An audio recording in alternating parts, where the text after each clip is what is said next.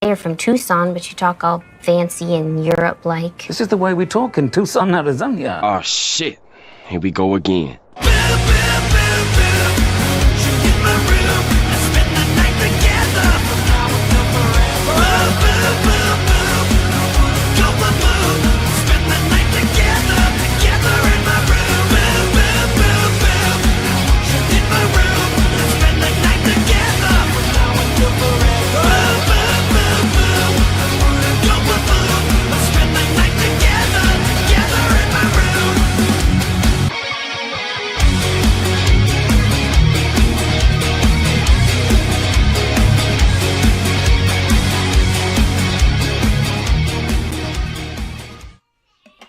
And now for something completely different. What's up, nerd geeks and gamers alike? It's your boy, Nerdy Nick, back with best friend Josh in the collab Camo Vision. Josh, they can hear you. I don't think he knows that we can hear him. This is great. We have Vincenzo screaming his head off in the background, and Josh not knowing he's live. Josh. Can you hear me? Yes. We've been hearing you for the last minute. Hold on.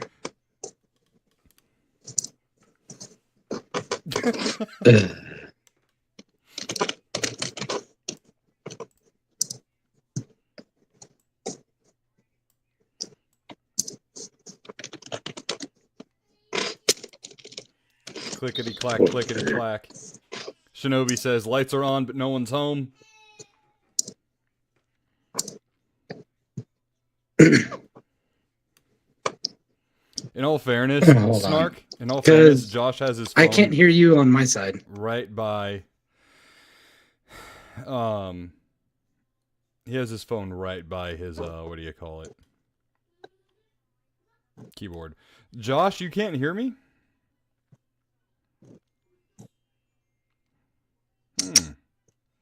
Interesting. Let me see. Settings.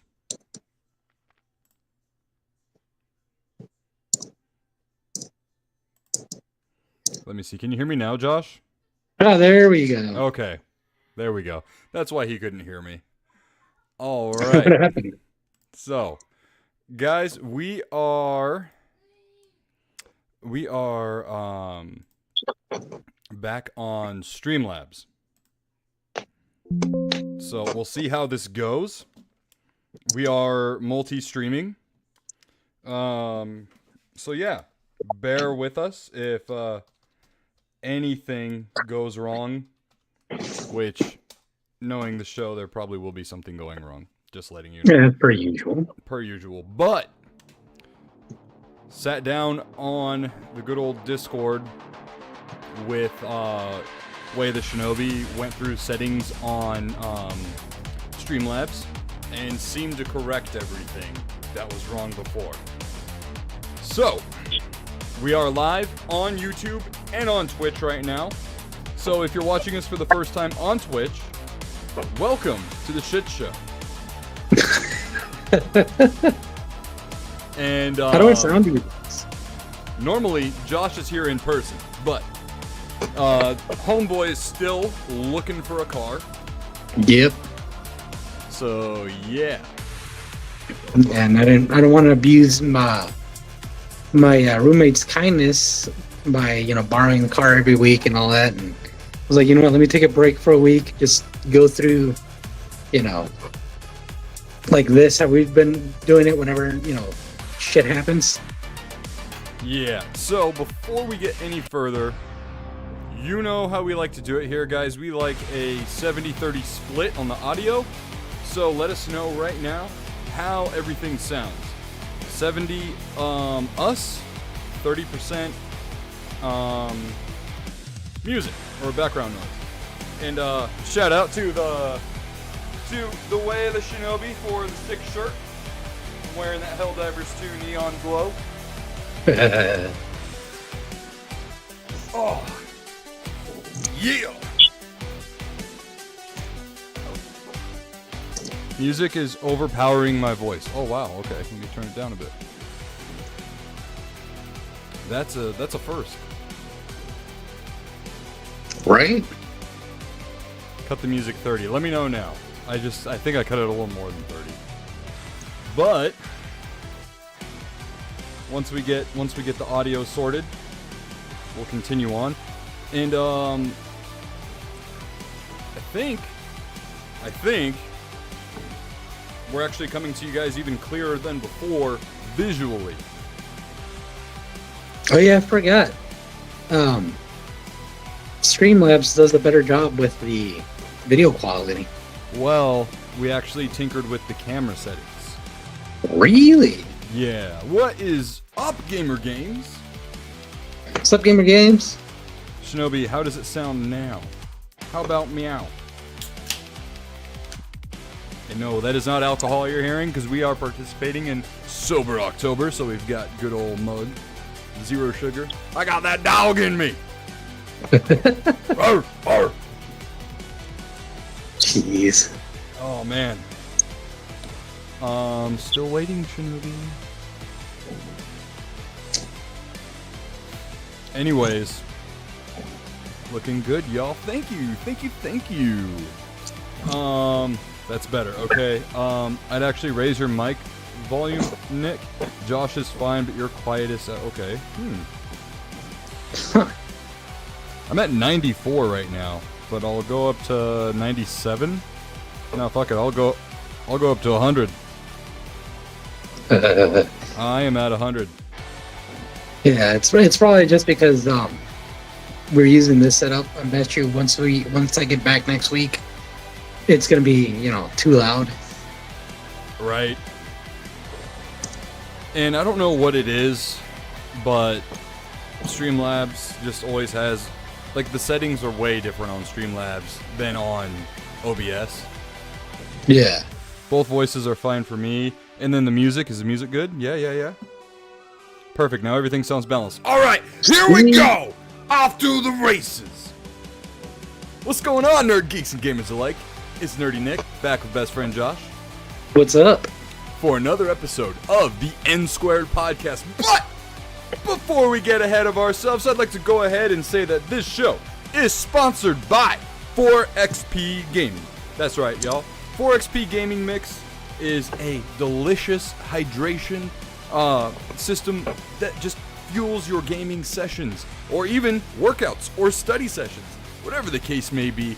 4XP Gaming is there for you. They've got 3 radical flavors. They got Ultra Nightmare, which is watermelon, Legendary, which is blue raspberry, and my personal favorite, and Tub of Love right here, Grave Walker, which tastes like a clear gummy bear. You've heard me say the spiel before, but check it out, guys. I'm empty now. Your boy is empty. Because I love this product so much. And if you don't want to commit to just a tub, they've got sample packs that you can order, which are really awesome. They've got all 3 flavors and 3 sticks of each flavor. So you can try them all out yourself. And better yet, if you look right over, right there, this graphic, you can save 10% with code Nsquared at checkout. The link is in the chat. And let me tell you guys something here that I really like.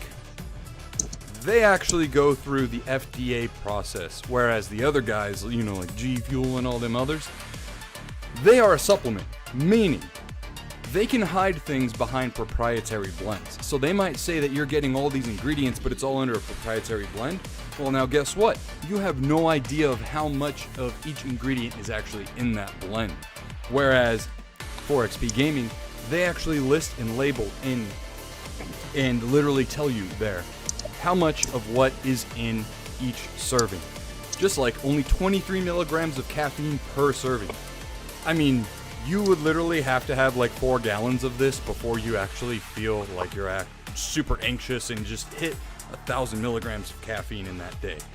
I like to put 2 to 3 scoops in my shaker cup with 12 ounces of water, just depending on how I'm feeling.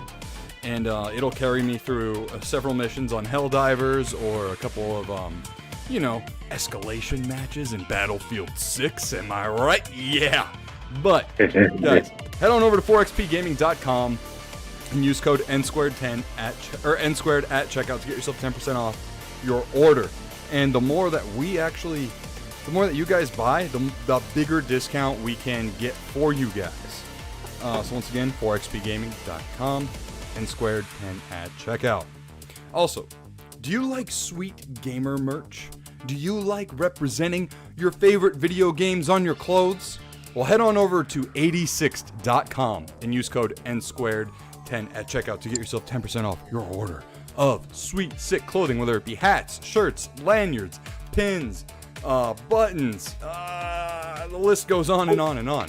And they've got a ton of different games that, excuse me again, that you can rep on your shirts. Just like Street Fighter, Skullgirls, Persona, Assassin's Creed, Killer Instinct, and more. Once again, 86th.com. Longtime sponsor of the show, HubDaddyStore.com. Use code Mustache10 at checkout to get yourself 10% off your order of coffee, candles in mugs that burn. Then you can use the mug later for the coffee. Once again, HubDaddyStore.com using code Nsquared10 or Mustache10 at checkout. Okay, now, last but definitely not least, this show is viewer supported. We're like PBS, y'all. We are viewer supported. So head on over to patreon.com/Nsquared podcast for as little as $3 a month. You can help support the show and help the channel grow. How, you might ask? Well, guess what? We need a new PC. We're streaming to you guys as best as we can, and it's only coming out at 720, and that's because my GPU is it's crap, okay? It's crap.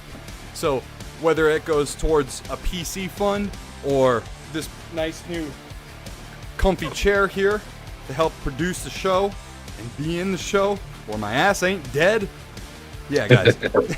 And you get really cool perks as well. You know, you can call in on the show with our bro Chachosaurus Rex tier. You also, no matter what tier you're in, get to ask questions in your very own segment called the Patreon Question Block of the Week. So once again, guys, each and every penny goes right back into the show. Patreon.com/Nsquared podcast. Okay. Now, holy shit.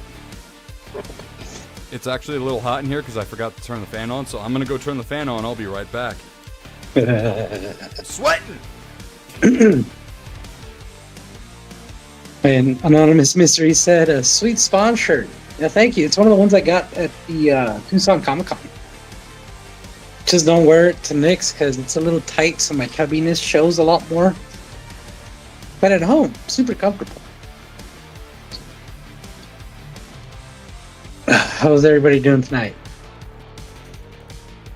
Before we get to the what's up? Oh, hey, let's show it off a little bit more. Button. There we go. That's trying to get used to the new control, where the controls are with this chair.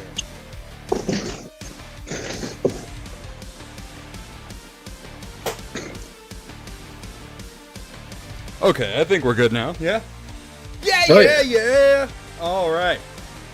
So, we get the chair a little bit. Let's go ahead and look at our top fans standing right now. At number 1, we've got Anonymous Mystery. Number 2, Way of the Shinobi, our permanent executive producer. Number 3, Snark. Number 4, Gamer Games. Number 5, Mystic Leads. But speaking of permanent executive producer, this show is brought to you guys and produced by Kev Called, Jordan, Snark, CSG TV, Jim from Drink a Beer Play a Game, Anonymous Mystery, Smash JT, Gordostein, AJK, Alex Perez, and our bro Chachosaurus Rexes, the Video Game Collector's Field Guide, aka Tristan. And Tristan, happy birthday to you! And no shit, happy birthday, Parker. And special shout outs to our permanent executive producers, Resvagram and Way of the Shinobi. Oh yeah. What's up? What's up? What's up? How you doing? Oh man, doing good, man. Doing good. Just and I didn't head over just because like I said earlier, I didn't want to abuse the kindness of my roommate by using his car all the time. So doing it this way for now. But other than that, been playing good amount of Battlefield 4, 6, and Passive Exiles 2. So been playing a lot of those too. Right on. But other than that, not much. What about you? Well, a lot of Battlefield 6 and Helldivers in between, just to like kind of cleanse the palate, I know we always make fun of people being a little too sweaty on Battlefield 6, you know what I'm saying? But I think we ought to look in the mirror, Josh, when we make those claims. Because we are also being a little fucking sweaty, if I might add. Oh yeah. We definitely take our Battlefield a little too serious at times, and tensions rise. We fucking get mad and motherfucking sniper, goddamn fucking helicopter, and after a while it's just nice to kind of hop over to Helldivers, which is its own different kind of stress. But yeah. So. Been running some. I would say they're chill. The fucking thing is, there's more room for dead air, dead space in Helldivers than there is in Battlefield. Yeah. But man, the bots have just been absolutely fucking ferocious lately. I was seeing gunfire from the bots. The red lasers. Yeah. That was starting to give me Malevelon Creek flashbacks. So you're getting PTSD? Yeah, a little bit. And I was like, oh, this isn't fucking good at all. But yeah, no, it's been pretty fun. Just hopping between the two. I did get a code from RetroWare for the new Angry Video Game Nerd 8-bit game. It comes out later this week, so I'll be streaming that hopefully tomorrow. Nice. I have a code for Steam, but I have a code to give away on Xbox. Oh. So, you'll have to tune in, and, I'll let you know when I feel like dropping the code. I'll let you all know. It'll be a surprise, motherfucker! But yeah, shout out to the guys at RetroWare. Trusty Justy over there, and, I think his name's Francis is the other one. But yeah. What I've kind of been itching to play again is that Vampire Hunter game. Dude, it's funny because I was gonna mention that last week. We haven't played it in a minute. Yeah. I know that game was fun. Yeah, it's definitely a time sink game too. I know. If I already have trouble blinking in games, that's one that definitely I've got to be like, it's been 2 hours and I have not blinked once. Yeah, I know, right? It's one of those games too where it's like sometimes you kind of hold your breath. You're like, oh my god, I'm gonna die. Yeah. And that game is a beast of its own. But other than that, things have been pretty okay. Other than getting run off the fucking road today, which was not in my bingo sheet. So I did, guys, I've just been I'm in a rut lately, but that's personal stuff, just nothing serious, just kind of like, I feel like I'm fucking aimless lately. I think we've all been there, where you're just kind of in a season in life where you're just like, what am I doing? Is my existence right now, like, what is the purpose of it? There has to be a purpose for it. So I'm just in that fucking purgatory, or as I like to call it, God's waiting room. But yeah, I got run off the road today. There was a car parked in pulled off to the side in front of me, about 50 feet in front of me. And this road was downhill, pretty steep decline too. And there was a public transportation short bus that was next to me. And then it cut me off and didn't realize there was like a car pulled over. And the car that was pulled over, the shoulder is very small. So the car that was pulled over was half off the road, half in the road, right? Because there was no real room to pull over. And anyways, the short bus, braked really hard and then veered left, and that gave me like 0.2 seconds of time to react because I had just gotten cut off. And I was going the speed limit, and normally I follow cars about 2 seconds behind, right? That's the normal recommended time. Well, since I didn't have anyone in front of me, I didn't have to gauge that, and then all of a sudden I get cut off, whatever, right? So I slammed on the brakes, and in my reaction time, I couldn't go left because the bus just went left. I veered into the curb, and the curb was about like this tall, about like a foot tall, and it dented the wheel, the front passenger side, and slashed open the sidewall. Not all the way through though. Miraculously, I was able to drive a mile down the road to Discount Tire, but unfortunately I had to replace the wheel, replace the tire, and then also replace the driver tire too. So that was $170 that I wasn't expecting to just go, here you go, life. But yeah, like ultimately, yes, I'm safe, and I bumped my knees, on the underside of the wheel, but that's whatever. And of course the van just carried on, like it, didn't see me fucking, swerve and shit because of them in the rearview mirror, but it is what it is. Last month it was like $1,100 in the family car, and thankfully it was only 170. But sometimes when $170 in this economy is still $170, right? And to some people that 170 is like $1,500. So yeah, fun stuff. The weather is actually getting much nicer out here. Let me see. What is it even right now? It's 75 right now, and it's supposed to be even lower on Wednesday. 75 feels so good. Yeah. Actually, yeah. It's dropping Thursday and Friday.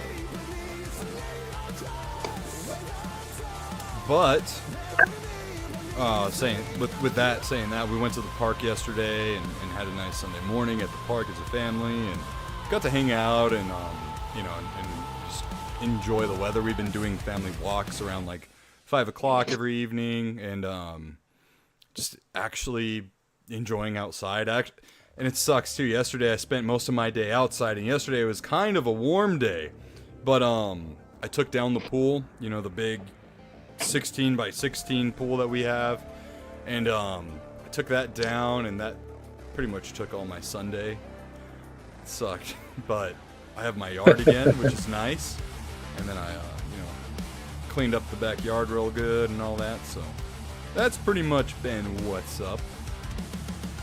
Let me catch up with the chat here.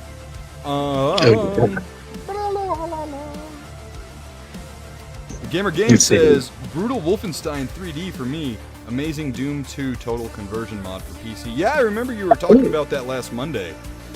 Snark says, you all doing your Battlefield while my black sheep ass continues to work on my NASCAR career.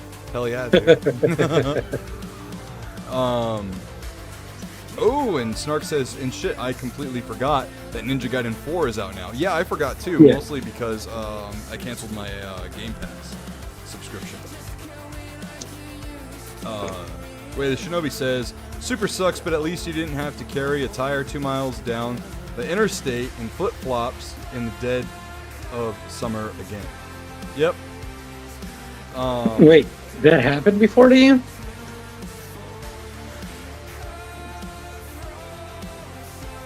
Mate, look at a lot of my adult life is a blur.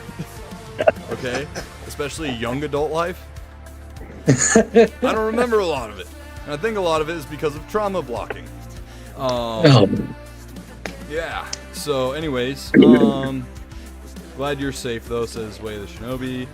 Anonymous Mystery says, God damn! Let me do a little JR in person. God damn! Somebody stop the damn match! That's me in life right now, man. Fuck. Stop, he's already dead! It's not chump change, especially with how much has already gone into this month. Look at you, Nick. I wouldn't stop either. Says Anonymous Mystery. JK, glad you're okay. Yeah, like 8 years ago when he got back to his car, he had a ticket for an abandoned vehicle. Yeah, like 8 years ago. That's us.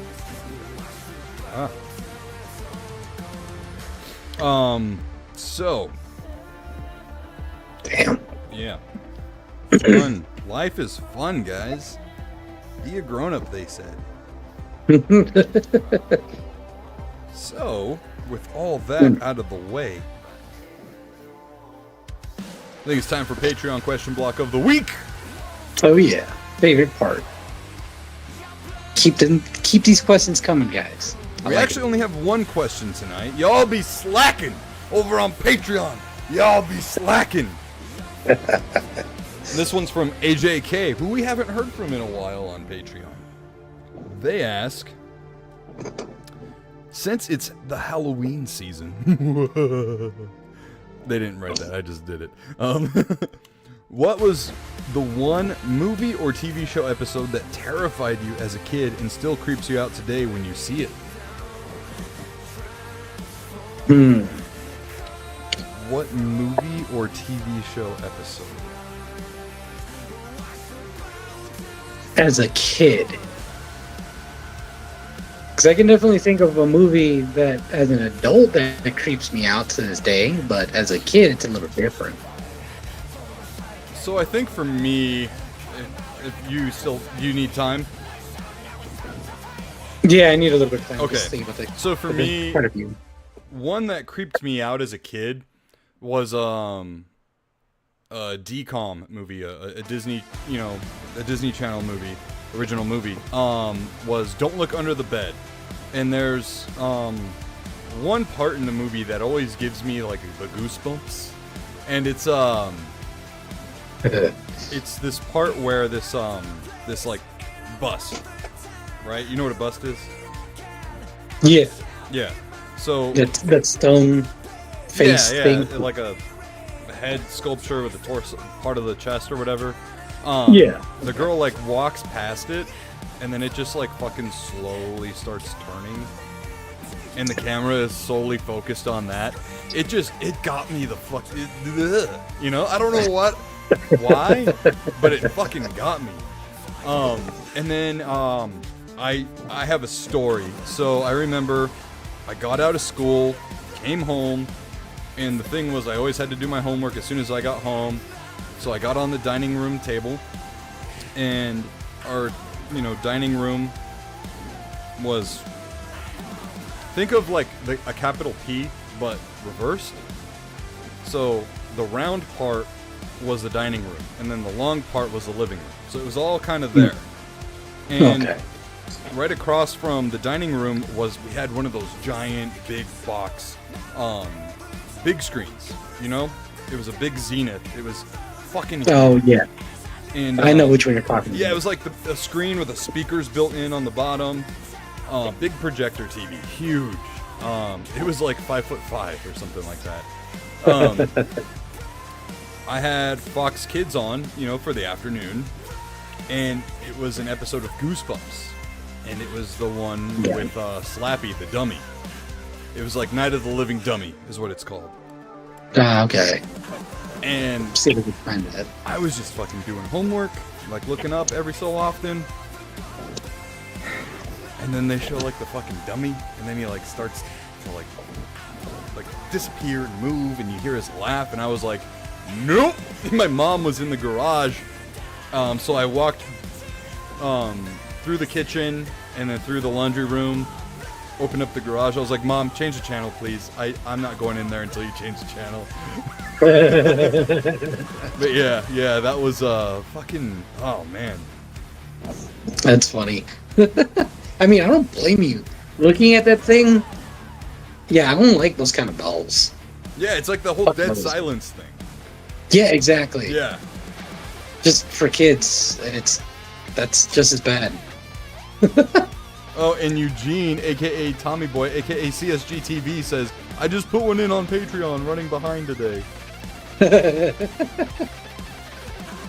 Did you? Yes, he did. Okay. So, Josh, do you have an answer? Yeah, so for me, it was actually a Courage the Cowardly Dog episode, and it's not the Return to Slab one like everybody says. Okay. It's actually the Night at the Cat's Hotel. I don't know if you remember that episode. Oh, yeah. Yeah, it kind of looks like, it's not even a hotel, it's like a motel. Yeah. Yeah. It's Oh, like the Cat's Bates Motel. Yeah. Mm-hmm. Yeah. And that episode, I don't know exactly what it was about it. I don't know if it was like the cat just being like a creep, all the spiders, because I googled that shit right now. And it's just, Yeah. it was something about that episode that was just super creepy to me. And that one, yeah. Yeah, that one actually is pretty creepy. I think one that is also kind of creepy is the one with like the lady in the puddles. Ooh, I don't remember that episode. Yeah, I have there's to like Google she's kind of like she's got like a big purple dress or something like that, like a piranha kind of mouth. Big Oh purple yeah, hair. okay. I googled it. Yeah, I googled that. Eugene says, "Are you talking about Goosebumps? Hayden Christensen is in that episode." I had no idea he was in that episode. No way. I'll have to look that up. I'll have to rewatch that. That's crazy. I had no idea.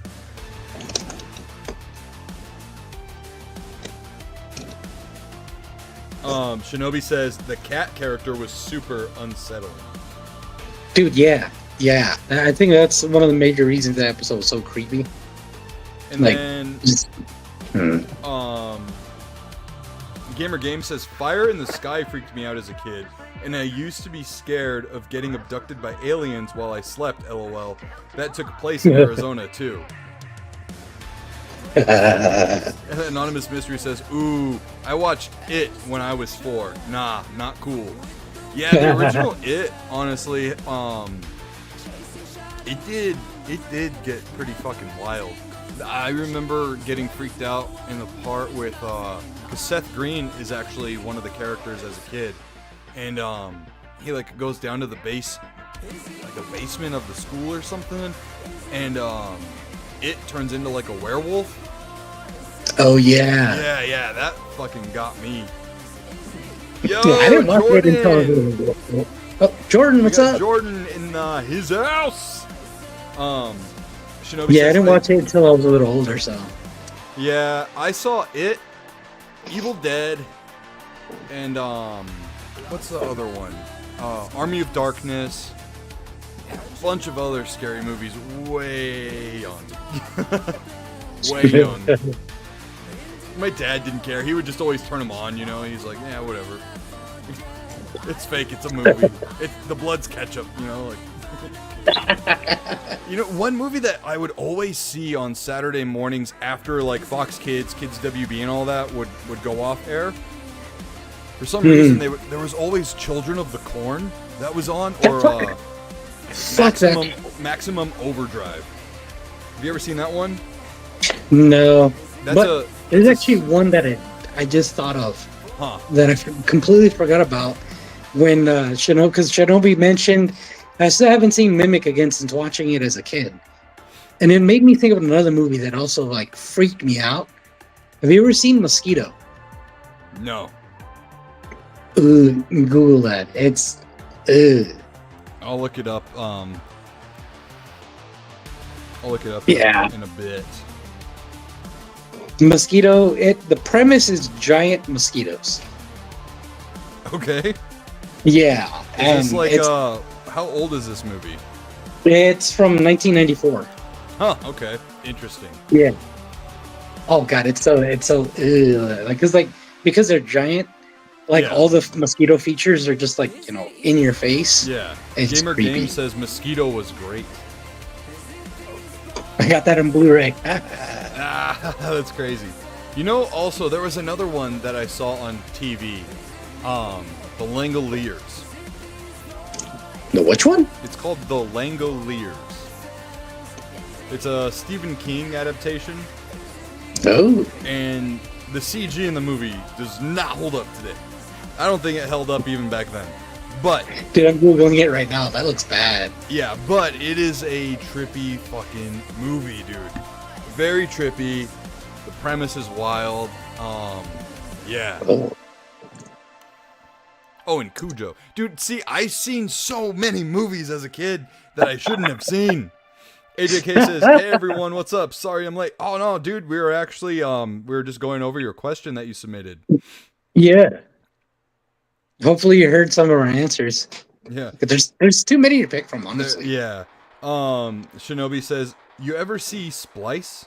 I'll never watch that movie again. Yeah, I saw that movie in the Splice. movie theaters, and I was like, I don't know. I thought it was gonna be something totally different, and it just got weird. So the No, I have Adrian not seen Brody and oh my gosh, the girl from the Dawn of the Dead remake.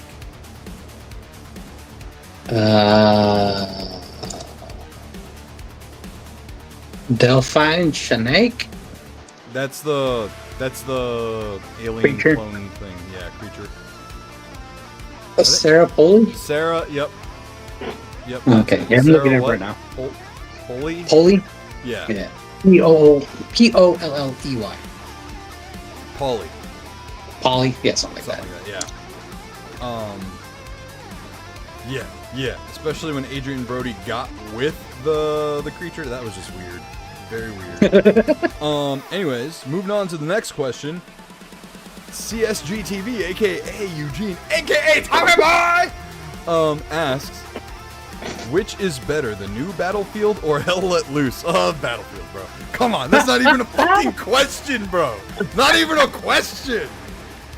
What are we doing? Get the fuck out of here, bro. Check out his Etsy shop. It's in the chat. Fuck it. Bro, I wanted to fuck with you and you'd be like, Hell Let Loose, but no, Battlefield's just too good. No, Battlefield I is can't. way too good, man. Yeah. Oh yeah. It's fantastic.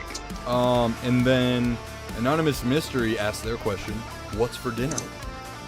I'm actually having shrimp bowls for dinner. So Nice. the wife just sent me a picture of all that it entails. So rice, shrimp, cilantro, diced tomato, I believe that's lettuce or cabbage, and Mexican street corn, jalapenos. So shrimp chipotle at home. What about you? Nice. What'd you have for dinner? I have no idea what I'm gonna get yet. Oh, you haven't done it yet. Yeah, no. It is what it is, though. It's fine. Yeah. Unsolved Mysteries is great too, but they cut out parts when they say stream the episodes. But they cut out parts when they say stream. Oh. When they stream the episodes. Yeah. Eugene says, unfortunately, we gotta pick Helldivers or Battlefield. I can't get both at the moment. Oh! What are you gonna play it on? Are you gonna play it on console or PC? Because that will determine my answer. Anonymous Mystery, what did you have for dinner?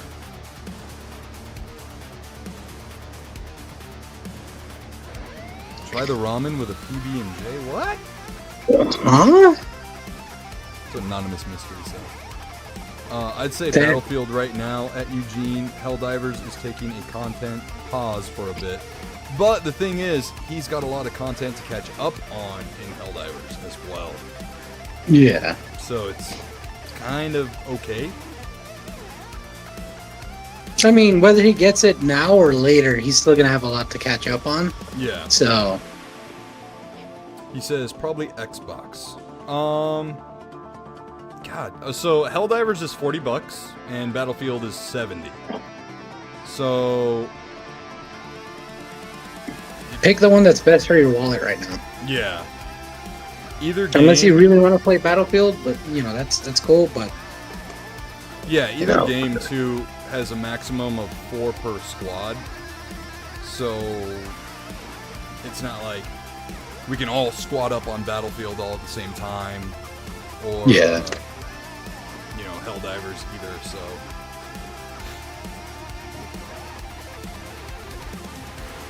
yeah, I would say I don't know, man. It's hard to say. It's hard to say. I mean, I am wearing the Helldiver shirt, and I am more keen to lean the Helldivers way. It's just it's a very fun game. Like, it takes some getting used to, but I think so does Battlefield. Battlefield definitely has some kinks that you need to work on to get used to certain things. Like the learning curve on it. Yeah, the learning curve. I think the learning curve in Helldivers is less steep. There's a lot more. There's more complexity to like gameplay and tactics and whatnot, but it is so easy to just hop in and play. Versus Battlefield, there's always that fucking stress that comes with FPSs online, right? Right. No matter if you just tell yourself, I don't care about my kill to death ratio. I don't care if we win or lose. I just want to have fun. Bullshit. You will always get stressed out. And the winning is fun. That's the thing. Yeah. Winning is fun. Unlock me. Fucking camera. I moved my hands and it was like, oh, we gotta follow him. See, it wasn't my turn. It wasn't my, Yeah. Fuck, what was it? My fault this time. Right. Tough choices. Yeah, tough choices indeed. And both are crossplay too, so. Yeah. $40 or $70. Take your pick. And I play both. We all play both. Yep. All right. So, that will be it for the Patreon question block of the week. Guys, make sure you're following us and subscribed on Patreon. Get your questions in. I post every Monday afternoon. Times vary, okay? Times vary. But we love hearing from you guys. Ghostface wants in. What's up? Actually. Where did it go? Oh, here it is. What's up? Here.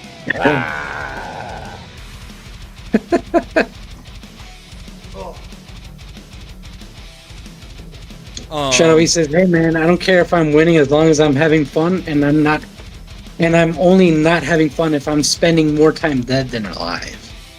So Eugene, he says, "Well, I can afford either. I have just been throwing money at my truck payments.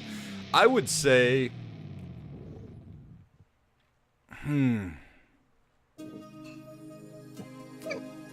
I'd probably say Battlefield for now."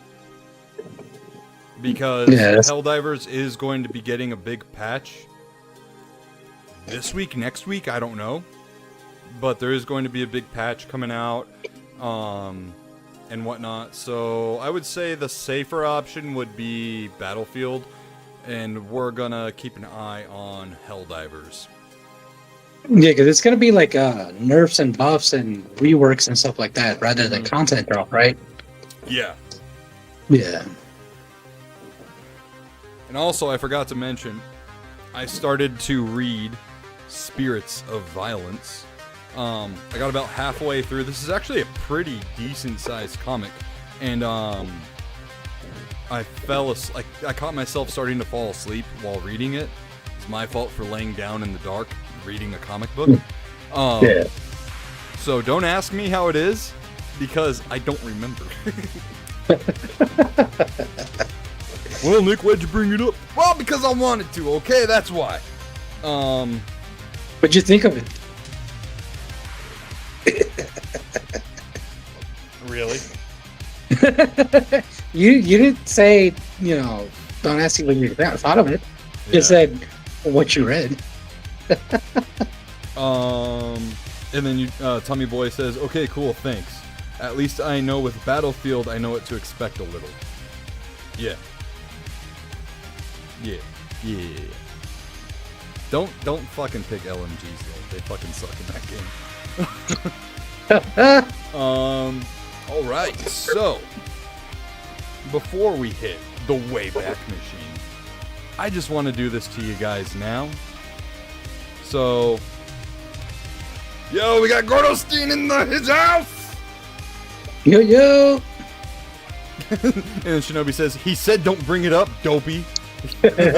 Alright, so, without further ado, we're going to go away, but you'll still hear us. We have our first drop of merch that we revealed last week. Again, pre-orders are still open. So we've got the shirts, the koozie, the flat snapback. Hats are $20, koozies are $5, shirts are $22 a piece. We have the Racer logo and the old school neon logo. If you guys want to place your pre-order, the link will be posted in the chat right meow. It is our Streamlabs donation link. What I want you guys to do, when you type in the notes, type in what item you want, whether it be Racer logo or old school logo, okay? And I did mention last week, we had a part 2 to this drop. Are you ready? We have a part 2, guys. And this is a complete drop. 3, 2, 1, go. Boom! We got beanies, we got mouse pads, and we got the hoodies for that chill, cool winter coming on up. So we got embroidered beanies. They'll be 15 buckaroos each. We got hoodies for 30 and mouse pads for 10. Again, shipping will vary depending on where you live. God forbid I have to ship to Australia. But same thing applies, guys. If you pre-order, click that link and type in the notes what item you are ordering. And the pre-orders do close on the 27th. That will be your last chance for now to get a pre-order in. And as an added bonus, we'll be, putting some stickers and goodies in the pre-orders for you guys. So option one, drop 1, drop a 2, drop 1, drop a 2. So yeah, guys, we are very proud of the merch. I gotta say, the company that we're going through, they do really good stuff. I actually showed them off and kind of interviewed them in a way over at Tucson Comic Con when we were doing that live stream. Their hand stitched product and everything, it's just so good. It's built to last. They're local as well, so that saves me on getting items shipped to me, to you guys. You know what I mean? I go to the factory, pick it up, and then ship them on out to you guys. We will be getting a storefront eventually. That's just going to take a little bit of time, so that's why we're doing the whole pre-orders and everything this way right now. But again, because, and look it, here's the deal. Y'all asked for stuff. Alright, Tiny, you're following me again. You guys asked for merch. You've been asking for merch for quite some time now. We made merch. So I better see some fucking orders, alright? And it's all, oh fuck, I forgot. Unlock me. Unlock me. Thank you, Tiny. I designed every 10. It's all designed by yours truly, which I know, look, it's basic, I get it, but I take pride in the Racer logo. It reminds me of it's something kind of retro from like the 70s, but also has that simple skater aesthetic from the 90s and early 2000s, you know. And then the hoodies, the beanies, the mouse pads. I mean, that mouse pad looks sick. I'm gonna buy one. And yes, I will be having an image of myself as my mouse pad. All right, I get it. I get it. Little facetious there, or whatever. But, and the hoodie too. I'm not gonna lie, the hoodie with the neon logo looks pretty fucking sick. Right? Not gonna lie, looks fucking sick. And this stuff, it's not going to peel off after. It's not stickered on. This is literally in the material. You guys are gonna have top quality merch. So again, get your merch orders in. I will be plugging this stuff again at some point in the show. For those of you who are tuning in a little bit later, excuse me. But there's the beanies, and there's the hoodies, and the mouse pads. So we got like a full lineup of merch. About time. It's crazy. Yeah. Yeah. All right. So now we head into the Wayback Machine. Let's see what happened this week years ago. Are you ready to feel old? No. I feel old all the time. Britney Spears releases Baby One More Time, October 23rd, 1998. Damn, really? Oh yeah. God, I thought that was in like the 2000s. Fuck. Gordo Steen, is it a mesh or full fabric cap? So we can actually get them in trucker hat style like this, where it's like mesh, or the full fabric snapback. Right now, it's displayed as full fabric snapback. Ooh, I prefer the trucker hat. Yeah, we can do the trucker hats. So let me know. Clay Fighters 33 1/3 releases on Nintendo 64, October 21st, 1997. Did you ever play Clay Fighters, Josh? No, I have not. Oh, Look it up. it was a really fun, gimmicky, fighting game.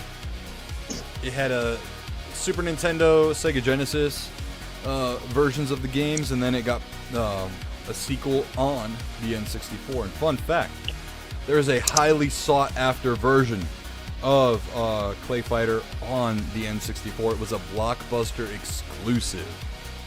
What? Yeah, it was called like Sculptor's Cut, I believe. Let me pull that shit up. That looks creepy. Ew. Yeah, it was like all claymation. Price charting.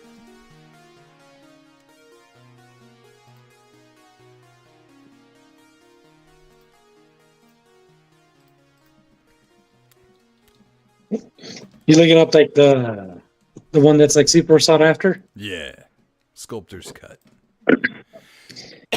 So loose right now on the N64, it goes for $937.13.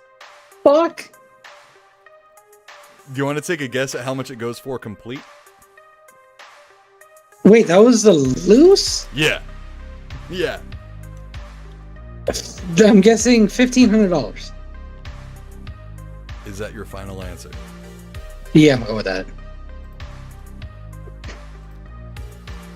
The answer may surprise you. It's like $30.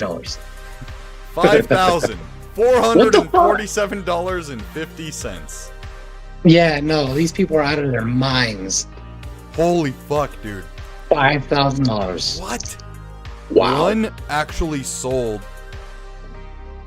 that was graded for $175,000. Yeah, no, these people are ridiculous. What the fuck?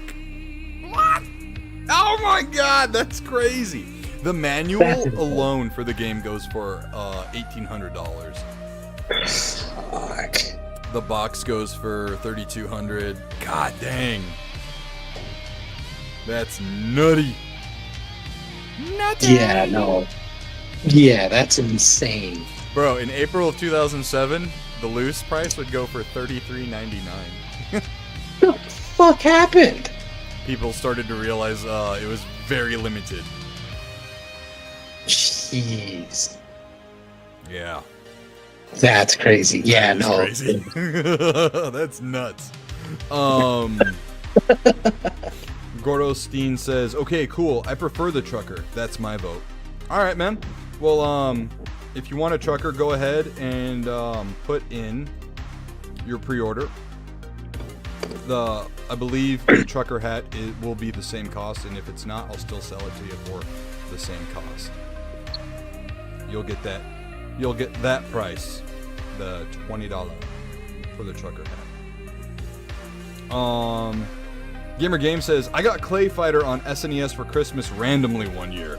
I didn't even ask for it, but it turned out to be a fun game. Pocket change, says Gordo Steen. Snark says, Jesus H. Christ. I never even thought of this game when we talked about price charting insanity. Jeez. Eugene says, meanwhile, Mary Kate and Ashley Sweet 16 on GameCube is only $7. Oh my gosh, dude. Yeah. You guys, by the way, don't forget to press that thumbs up. Don't forget to like the stream. And if you are on Twitch, drop us a follow. Alright. This was a show that was always on at my house growing up because of my little sister. Bear in the Big Blue House premiered October 20th, 1997. Bro, I'm so glad none of my siblings were into that show. I could not stand that show. Really? Yeah. I thought it was pretty cool because it was all like puppeteered, you know? Yeah. It was the artisticness of it. This little piece of history right here, guys, especially with this year's episode airing yesterday. The first Simpsons Treehouse of Horror premiered October 25th, 1990. Oh, wow. Yeah. And they've been doing them every year since. I gotta say, I don't watch The Simpsons on a regular basis, but I make sure to watch the Treehouse of Horror every year.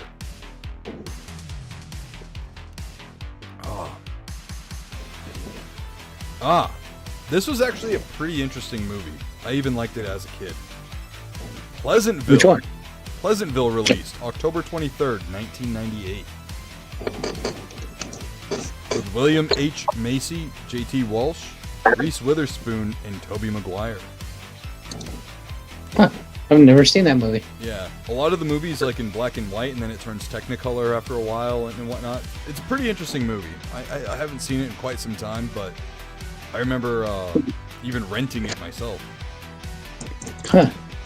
Now this is a certified classic. Reservoir Dogs, released October 23rd, 1992. You ever seen Reservoir Dogs, Josh? Nope. At that time, I hated skaters. So. Josh. Wait, no. I was thinking of a different movie. You're thinking of like Lords of Dogtown. Yeah. This is a Quentin Tarantino film.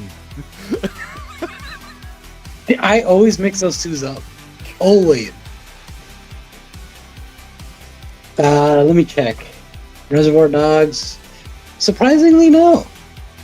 Oh, dude, you're missing out, man. Yeah, Quentin Tarantino, especially back then, always had some great fucking movies. Mm-hmm. And this was before Pulp Fiction. This is a fucking classic, dude. You need to see it. Oh, it has Steve Buscemi, really? Buscemi? Buscemi? I've always heard Buscemi. Yeah. Anonymous Mystery says Pleasantville is one of my favorites. It is a very good movie. Gamer Game says Pleasantville is great. Last time I watched it, I was on acid. I came to the realization that imperfections in life is what makes it a colorful place. The movie made perfect sense. There you go. Are You Afraid of the Dark premiered October 25th, 1991. Now, that is an appropriate release day, if I do say so myself. That and The Simpsons. Something I don't get, and it drives me up the fucking wazoo, is why production companies, like, never release horror movies, or at least that many, in the month of October. You ever notice that? Yeah, no, it doesn't make sense. It's like the perfect month for it. It's crazy because you'll get like tons of horror movies in like fucking January, February, even sometimes in December, and I'm like, you guys know Halloween was in October, right? Like, hello? It drives me nuts. Maybe man. they don't plan the production properly, so you could easily release it in October. Yeah. So that was it for this week's Wayback Machine. If you felt old, or you didn't feel old, you do now.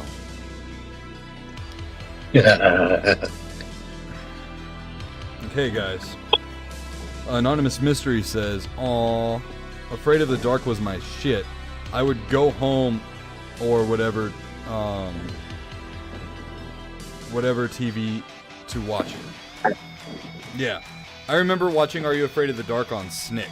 It was the Saturday night, like teenager Nickelodeon block of programming, and it was always on, you know. And yeah, I remember that. The fucking intro that should be on the That should be my answer for the other question earlier, because the intro to that show freaks me out. Even to this day, it's unsettling, man. It's unsettling. And there's an episode with like a secret swimming pool at a high school, and there's this like red ghost monster in it, and nope. That was one of my irrational fears outside of sharks in swimming pools, is that monster in the pool. All the time. Talking about irrational fears, it had me like irrationally afraid of fucking shower drains for a long time. Oh, I bet.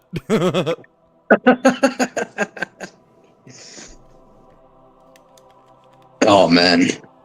God, I haven't seen that show in forever. Eugene says, "Didn't the NES turn 40 a couple of days ago?" Yes, it did. I think it was Friday, if I remember right. Yeah. 1985. So if you're 1985, you're 40. All right. So moving on to something a little more remorseful, a little sad here. We do have, unfortunately, as it turns out, 3 deaths to cover. Damn.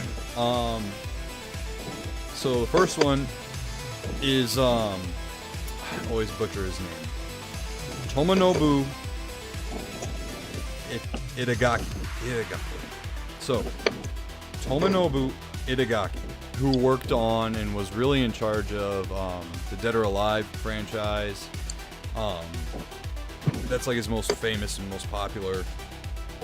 And he was born April 1967 and passed away this month. I think it was last week. I believe he also worked on the new Ninja Gaiden games too. I can't remember. But, yeah, I googled it. Yeah. He's best known for creating the Dead or Alive series and also reviving the Ninja Gaiden franchise in 2004. Yeah. The dude was like as cavalier as they come. It's funny because people would ask him like, well, you know, aren't you think you're over sexualizing women and this and that and blah blah blah. He's like, they're games, and they're like forms of entertainment, and I know my audience, you know, like, yeah. So, dude was definitely a pioneer and died way too young. He did. I don't want to get too into the weeds because it's still fresh, but his last tweet or X post was to the notion of, "I'm sorry I didn't get to, you know, give you guys more of my work. recently, and so on and so forth. It was almost just kind of like, I'm sorry I didn't, give you guys one more good game, one more work of art, before I go. Yeah. And that was posted post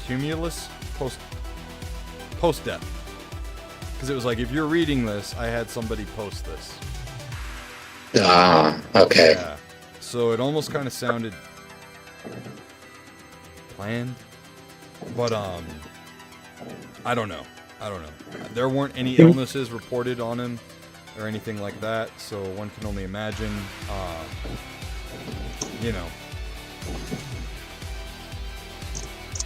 Damn. the demise there. But I do want to say rest in peace to Tomonobu Itagaki. Thank you for the wonderful physics in the Dead or Alive games, and just the fun, sheer entertainment of the Ninja Gaiden games is controller throwing and squeezing difficulty as in the tenacity of them as they might be. They were really fun and gorgeous games. So cheers to you, legend, and hopefully you are at peace. All right.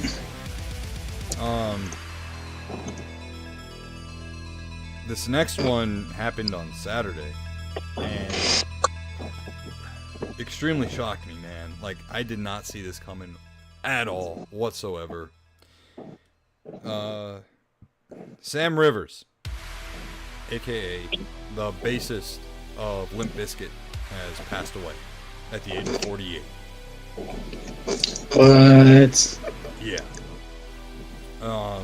So young. Shit. Still no cause of death, but I believe it was in 2015 he did have a liver replacement, and in 2018 he rejoined the band, and they've been touring and making new music, and I believe they're actually getting ready, or in the studio right now recording new music. But damn. That one, like, that one hurts. That one sucks. That one stings.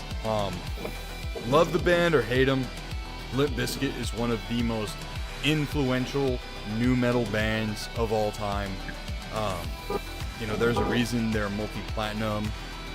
They are pioneers in their genre. And Sam, like, just some of the bass lines, like all, and he's one of the founding members of the band too, and always in the lineup.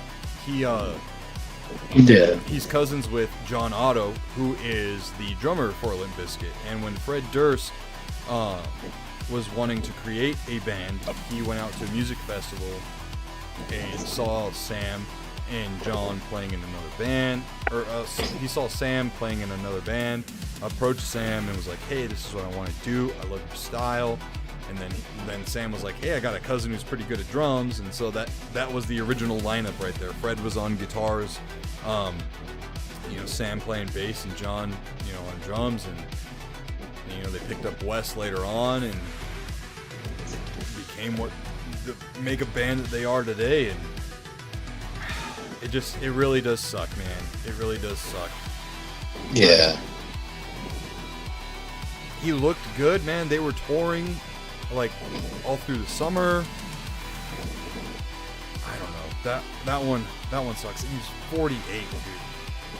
48. Yeah, super young. I mean, you can imagine, he lived a life.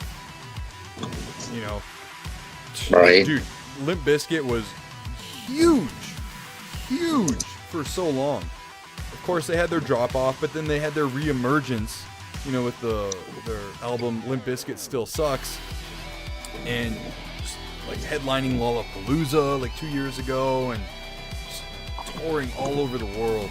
And it's just really sad, and I hate to see it, man. But rest in Especially with peace. how much you like Limp Bizkit, yeah. Oh yeah, man, they're on rotation every day. But rest in peace, Sam Rivers. And hopefully his family's all right. You know, I was watching Fred Durst's like tribute video to him on Instagram, and yeah, just sucks. Just fucking sucks.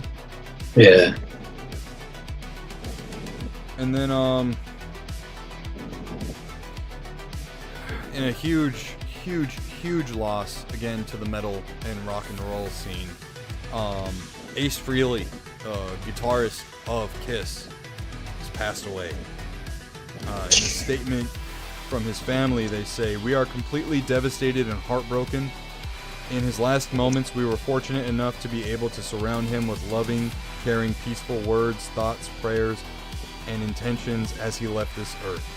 We cherish all his finest memories, his laughter, and celebrate his strengths and kindness that he bestowed upon others. The magnitude of his passing is of epic proportions and beyond comprehension. Reflecting on all of his incredible life achievements, Ace's memory will continue to live on forever." It wasn't that long ago that his social media had posted, due to health reasons, he is canceling all 2025 appearances at like conventions and whatnot. And right there, I was like, well, shit, man, that's not good, you know? Yeah. Good. And, yeah, man. That sucks. That really sucks. Like, Kiss isn't a band I go out of my way to listen to really much, but I did listen to them a lot as a kid because of my dad. Like, Kiss was his first concert, you know, in his bringing up and whatnot. But like, I do actually have on my phone, I can't remember the name of the album. Let me see. But I do have. Okay, the album is called 10,000 Volts, and it is a solo album, and I have the song Cherry Medicine on my iTunes, and I love that song. I play that song a lot. But yeah, man, it's just really sad, and you know, it's as they say, it comes in threes, and it definitely did. Yeah. It hit hard, man. It hit really hard. And there was this let me see if I can find it. There was something that in the sadness made me smile and giggle. It was a little cartoon that I saw. Whoop. Learn to type, dude.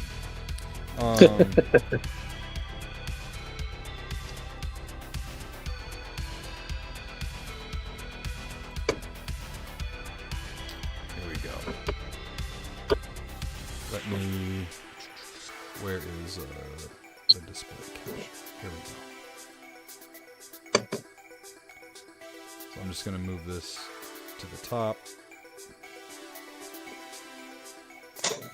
So it's this cartoon of Ozzy up in heaven and Ace Frehley, and Ozzy just has his arms up and he's like, "Fucking hell, Ace!"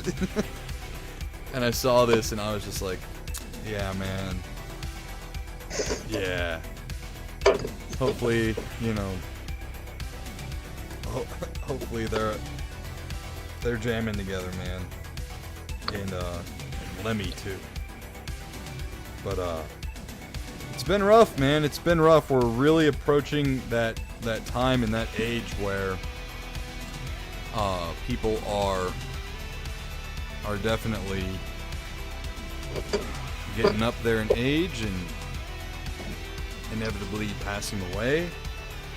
The summer was hard with, you know, Hulk Hogan, love him or hate him, Ozzy Osbourne, and, you know, I had personal deaths as well, and it's just never fun to report on this stuff.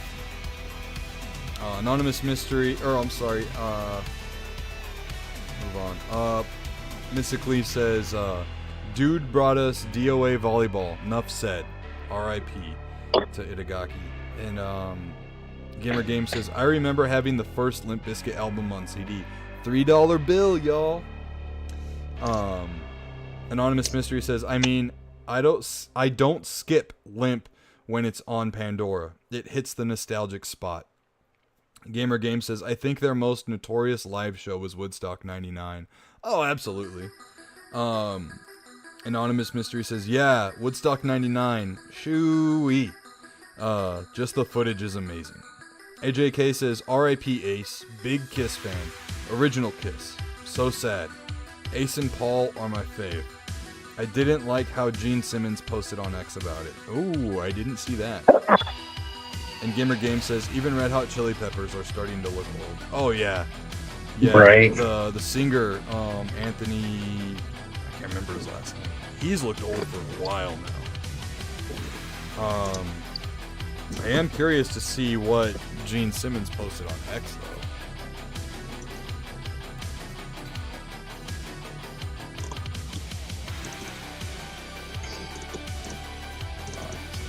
Yeah, I'm curious too. But yeah, RIP to these legends, man. It's fucked up.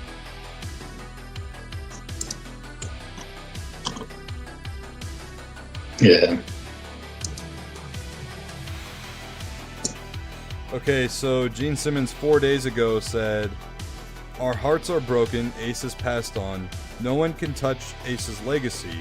I know he loved the fans. He told me many times. Sadder still, Ace didn't live long enough to be honored at the Kennedy Center Honors event in December. Ace was the eternal rock soldier. Long may his legacy live on.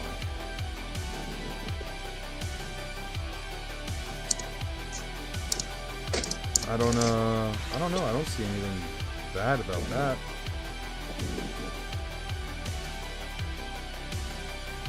Oh, AJK says, yeah. he kind of made it about the band in the Kennedy Center Awards. Oh, I guess I can see that. Yeah. Let's see in the comments here.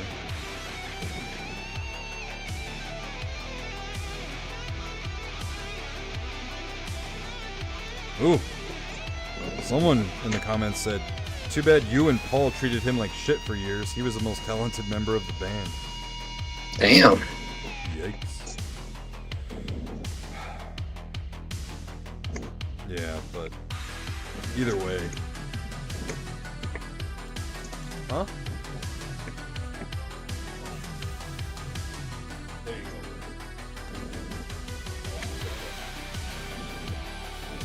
go.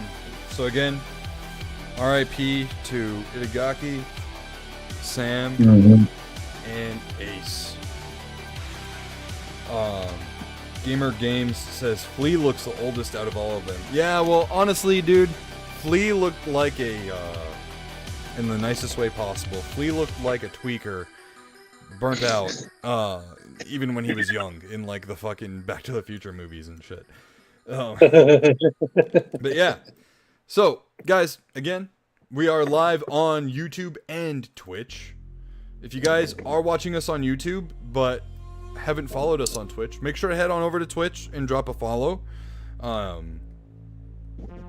In the coming days, weeks, months, I will be doing a lot more gameplay live streams, and hopefully this turns into a full-time gig, you know what I'm saying? So, it's just kind of been the prime opportunity and time to really jump on it and get after it. It's been something I've been wanting to do for a very long time. Very long time. Get into content creation full time, so I ain't getting any younger.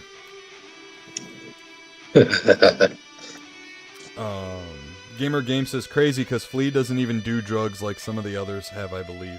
Yeah, I mean, look at, there's even guys like CM Punk, right, who claims to be like straight edge and stuff, but still looks like a fucking tweaker sometimes. Yeah. Anyways, moving on. We got some fucking crazy shit happening over at TwitchCon this past weekend. Did you hear about it, Josh? No, I didn't. What happened? So there's this huge streamer apparently by the name of Emaru. Imaru. Oh yeah, I know who that is. Yeah, so in the footage that I saw, she had this line at like for a meet and greet at TwitchCon. No table, no booth or anything like that, just like a big backdrop with a long line, you know, and one at a time they would go up like a celebrity meet, you know, except at conventions, normally the celebrity meet and greets are at a booth, you know, and they have that barrier there. They have a handler with them as well. But this wasn't like that. Again, it was like her standing there in this big backdrop, and people would come in and meet her, say hi, whatever, right? So, in the middle of one of her meet and greets with an individual, this lumbering fucking buffoon literally gets in between both of them, just walks right up. No ropes, no security, no nothing. Walks right in between them, and because she's so small and this guy looks like he's like fucking 6'5" at least or something, and a little bit overweight, like a pretty, you know, sizable person, envelops her in him and goes in for a kiss. And you see her like squirm and like try to get away until her own personal security guy shoves the guy.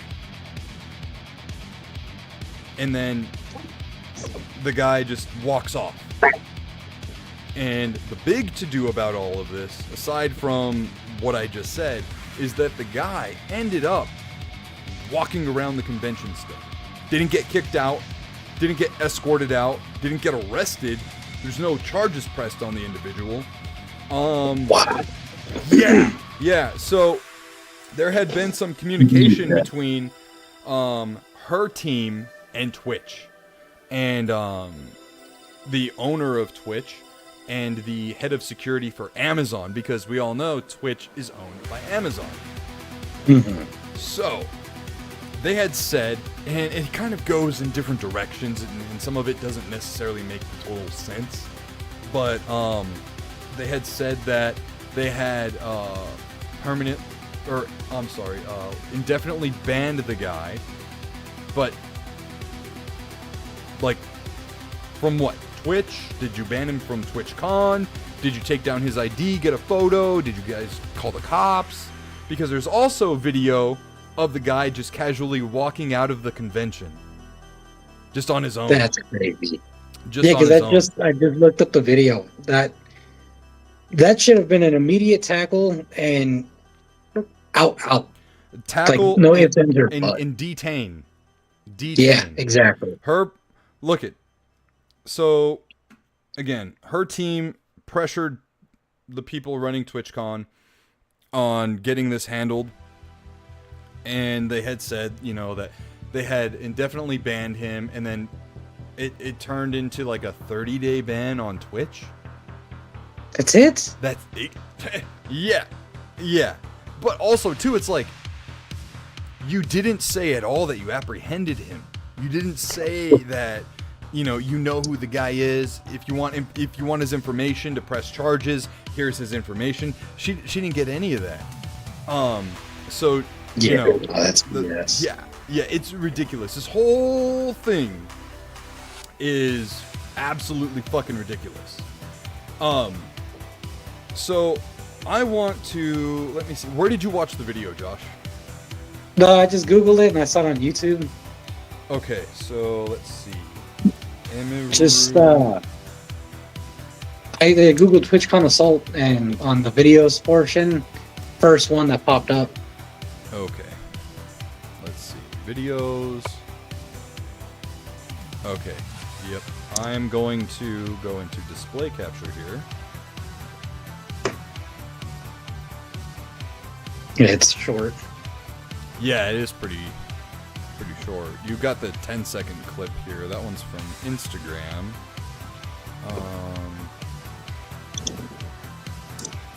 Okay, let me send it to you on Discord. Or do you have Discord on your PC or not? I do.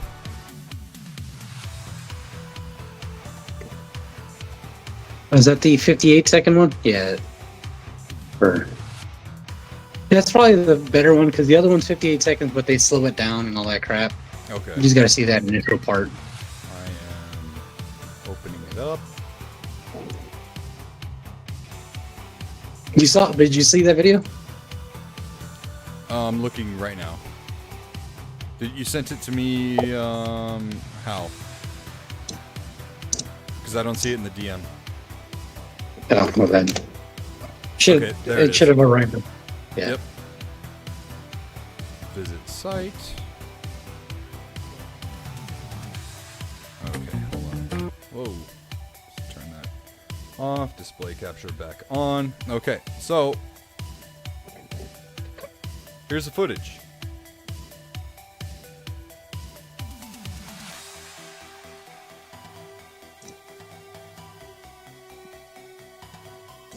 Just rewind that right here. So number one, you know what? I'll go over it after the footage.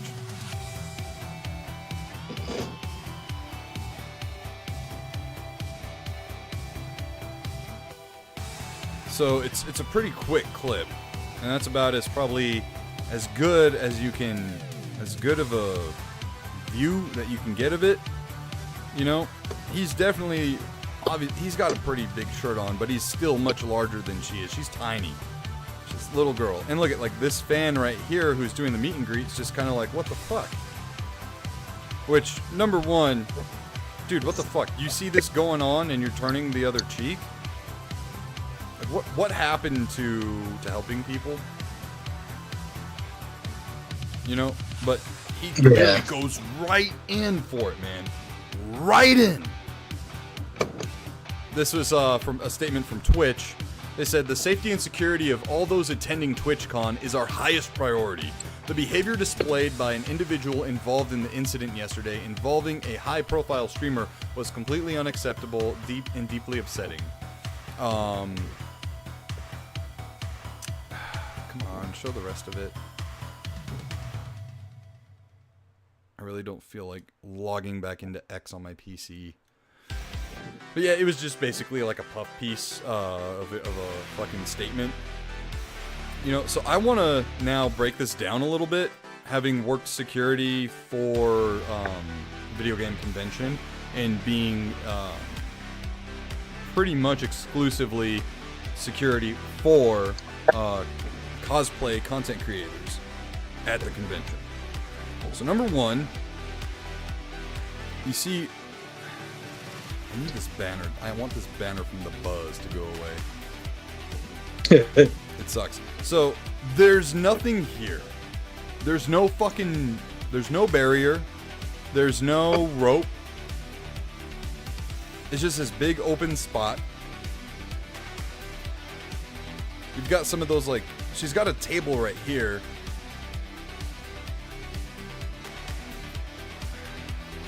So number one, there needs to be somebody at the front of the line who's working for the convention. And they need to, okay, you're next, go ahead. You're next, go ahead. A line attendant. There needs to be a fucking line attendant. And it doesn't look to me like there is one. And this fucking goofball's fucking smiling at this shit. So number one, instant fail. No line attendant. Number two, instant fail. No formal lines, no ropes, no, not barricades by any means, but like no barriers, nothing. Number three,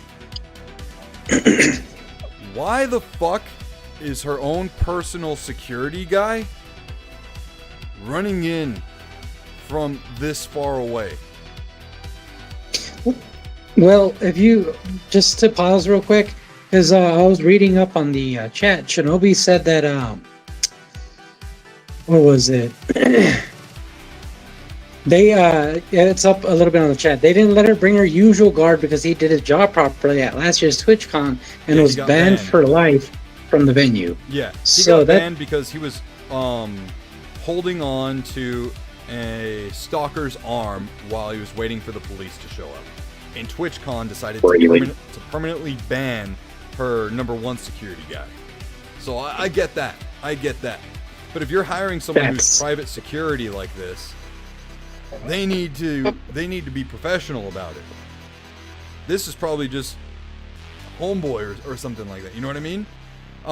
He still kind of did the job, but I mean, like, all he did was shove him. and again, he's like all the way over here. If I'm, like, for me, dude, and this is just me, okay? But when I was working security detail for the cosplayers at Too Many Games, I was walking their booths, staying right by their booths, and when it came time to have them go from point A to point B, I escorted them. They held on to the back of my shirt, and I said, "Okay, we're going now. Let's go." And they followed right behind me. When it came time to do the cosplay contest, and a few of them were judging, I stood at the entry point of the stage. I didn't leave that spot. And when it came time for them to, say their goodbyes or hellos or whatever at the end of the cosplay contest, I was right next to them.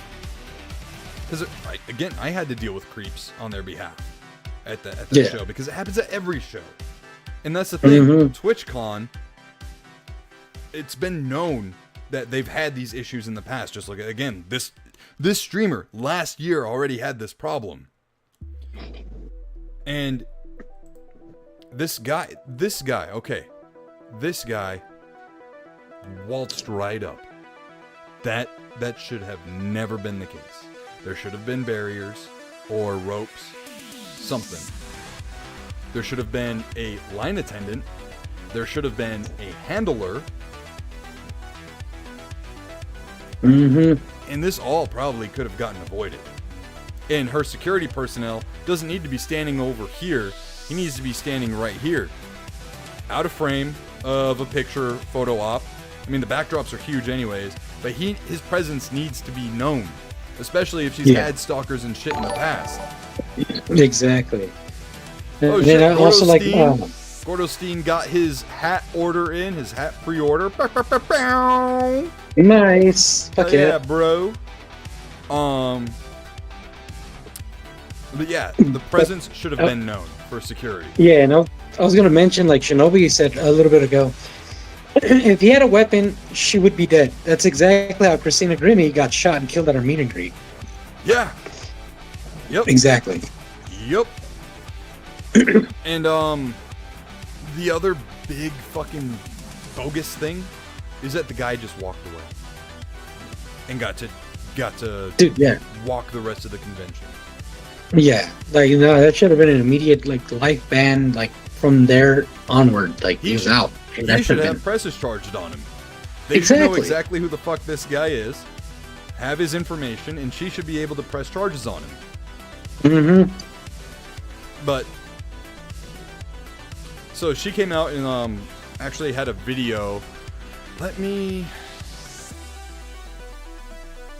Because I think Snark, where did you post? Did you send it to me? I think he sent it to me directly. Yeah. What's going on, guys? Welcome to another episode of Smash JT. This situation with Emeru at TwitchCon is spiraling out of control. For a quick catch-up and a TLDR of what transpired, because it's on that. Okay, so there's this streamer here on X at Best Friend Kick, who was streaming at the event and actually had the guy right here in his video. He had him right there, and then there's footage here of the guy just walking out of the convention on his own. Again, credit to Smash JT and his video here. So yeah, he's even pointing out in his video, he's just walking out. He's not getting escorted out by security. None of that shit. Now, what I'm trying to find. So right here, Smash says that these people were apparently the security of the event. In lieu of going into his chat and correcting him or comments, these aren't security personnel. These are line attendants. These are not security. These are line attendants. You see them in front of the ropes. these are line attendants. This is what should have been there. One at the front and one at the end of the line. The start of the line and the end of the line. There should have been 2 of them. Mm-hmm. Where is the video? So she did put out a statement video. I wonder if she put it out on her own. But in this video, she was... Let me see. I'm going to pause our music real fast. Hopefully Jeff doesn't copyright me. Let's see. Mentally affected by what transpired, and rightfully so. That's like jarring, very, very scary for a cute little girl to have a monstrous dude walk up to her like that. And all right, Jeff, come on.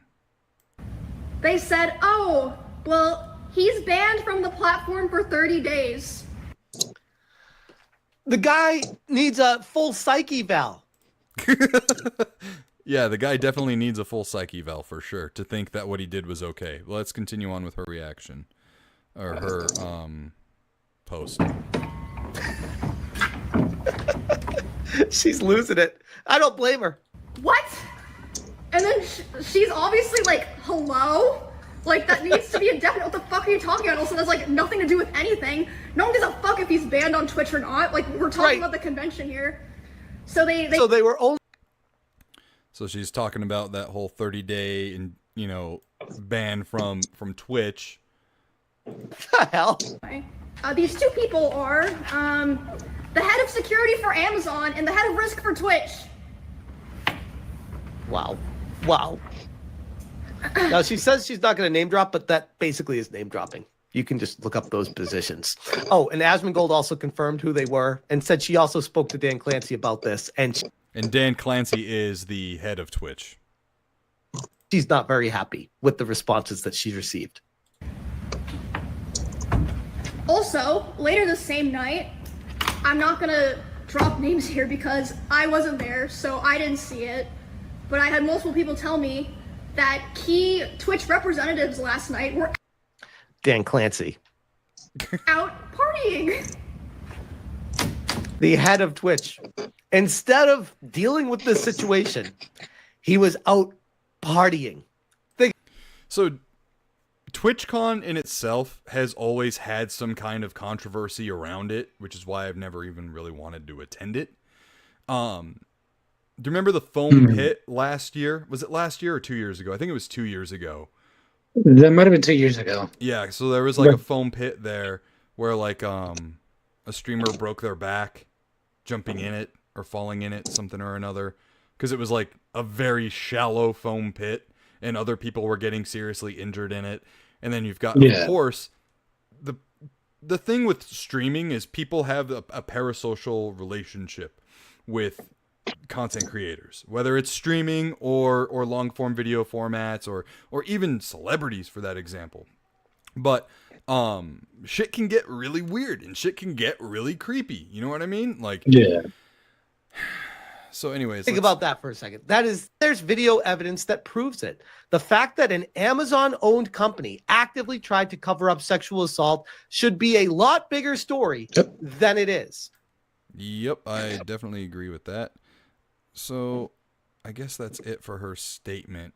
But she went on to say that this is going to be her last TwitchCon. She is not going to be attending it again anymore. You know, and I wouldn't either in her position. Absolutely not. Exactly. But there are things. Oh, anonymous mystery.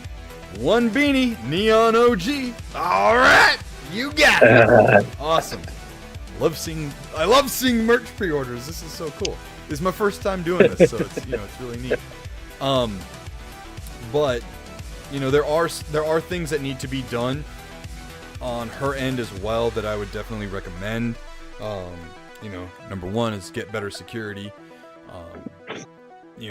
And number two, hire a handler if TwitchCon's not going to provide you one. A handler is just like your backup, for awkward situations, to get you from point A to point B, to kind of ward off, some weirdos and creeps. But yeah, it's unfortunate, and it's just it's a reality because people are so emboldened nowadays by being online. Right. You know? And some people take it to the next level. Like, you might be one way on the internet, right, or behind the screen, behind your phone, whatever. But then when it comes to like in-person stuff, there are people that do not have the governors on. You know, they don't have limiters or restraints. And it's fucking nutty, man. It's fucking nutty. And like the worst of it, all of this though, is the fact that they didn't do anything means that other people will be like, hey, he did it, and he didn't get in trouble, I'm gonna try it. Yeah, sorry, I was trying to catch up with the chat. Anonymous was saying, I tried, but all I could do was tip $10. And then Gordostein says you can type in a different amount in that line. But yeah, so there is a lot in the chat here. Josh, have you been keeping up with it at all? A little bit. When the chat gets like this, I just kind of want to hit major points. Shinobi says, in regards to her security personnel, he did not do the job. He failed in his assignment entirely. Someone put their hands on her with impunity and long enough to have been able to seriously harm her if he wanted to. And what Nick is saying is universal. Every instance of security that I've done operated exactly like he stated. Yeah.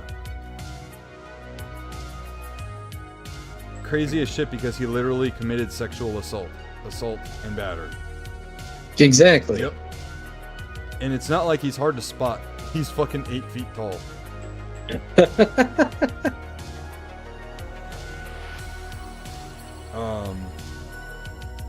Anonymous Mystery says, ASAP, y'all, it's getting cold over here. Yeah, we'll get those out to you as soon as possible. Once the pre-orders close and all that, I'll have them, you know, made to order and then ship them out as soon as possible. So, yeah, so just craziness. And hopefully, you know, this stuff, I know it's not going to, but I really does hope that it stops. It stops. It needs to, man. Especially like, with streamers and even pro wrestlers, man. Pro wrestlers will go right up to people, or I'm sorry, people will go up to pro wrestlers right at airports, you know, at the terminals, or where they're waiting for their cabs or Ubers or whatever, and they'll just ambush them. There's a video of like Rhea Ripley getting fucking cornered. I forgot where it was, but it was over the summer, and they backed her up into the side of a car, where she was just like, and she was surrounded, man. You know, it's just so fucking. Ugh. Yeah, I've never understood this. I've never understood that craze for celebrities like that. It's stupid. You know, and the thing of it is too, man, like being like, for myself, right? I've been around a lot of famous people in the video game industry and in the voice acting industry. And the best way to have a conversation or interaction with them, mind your P's and Q's. That's it.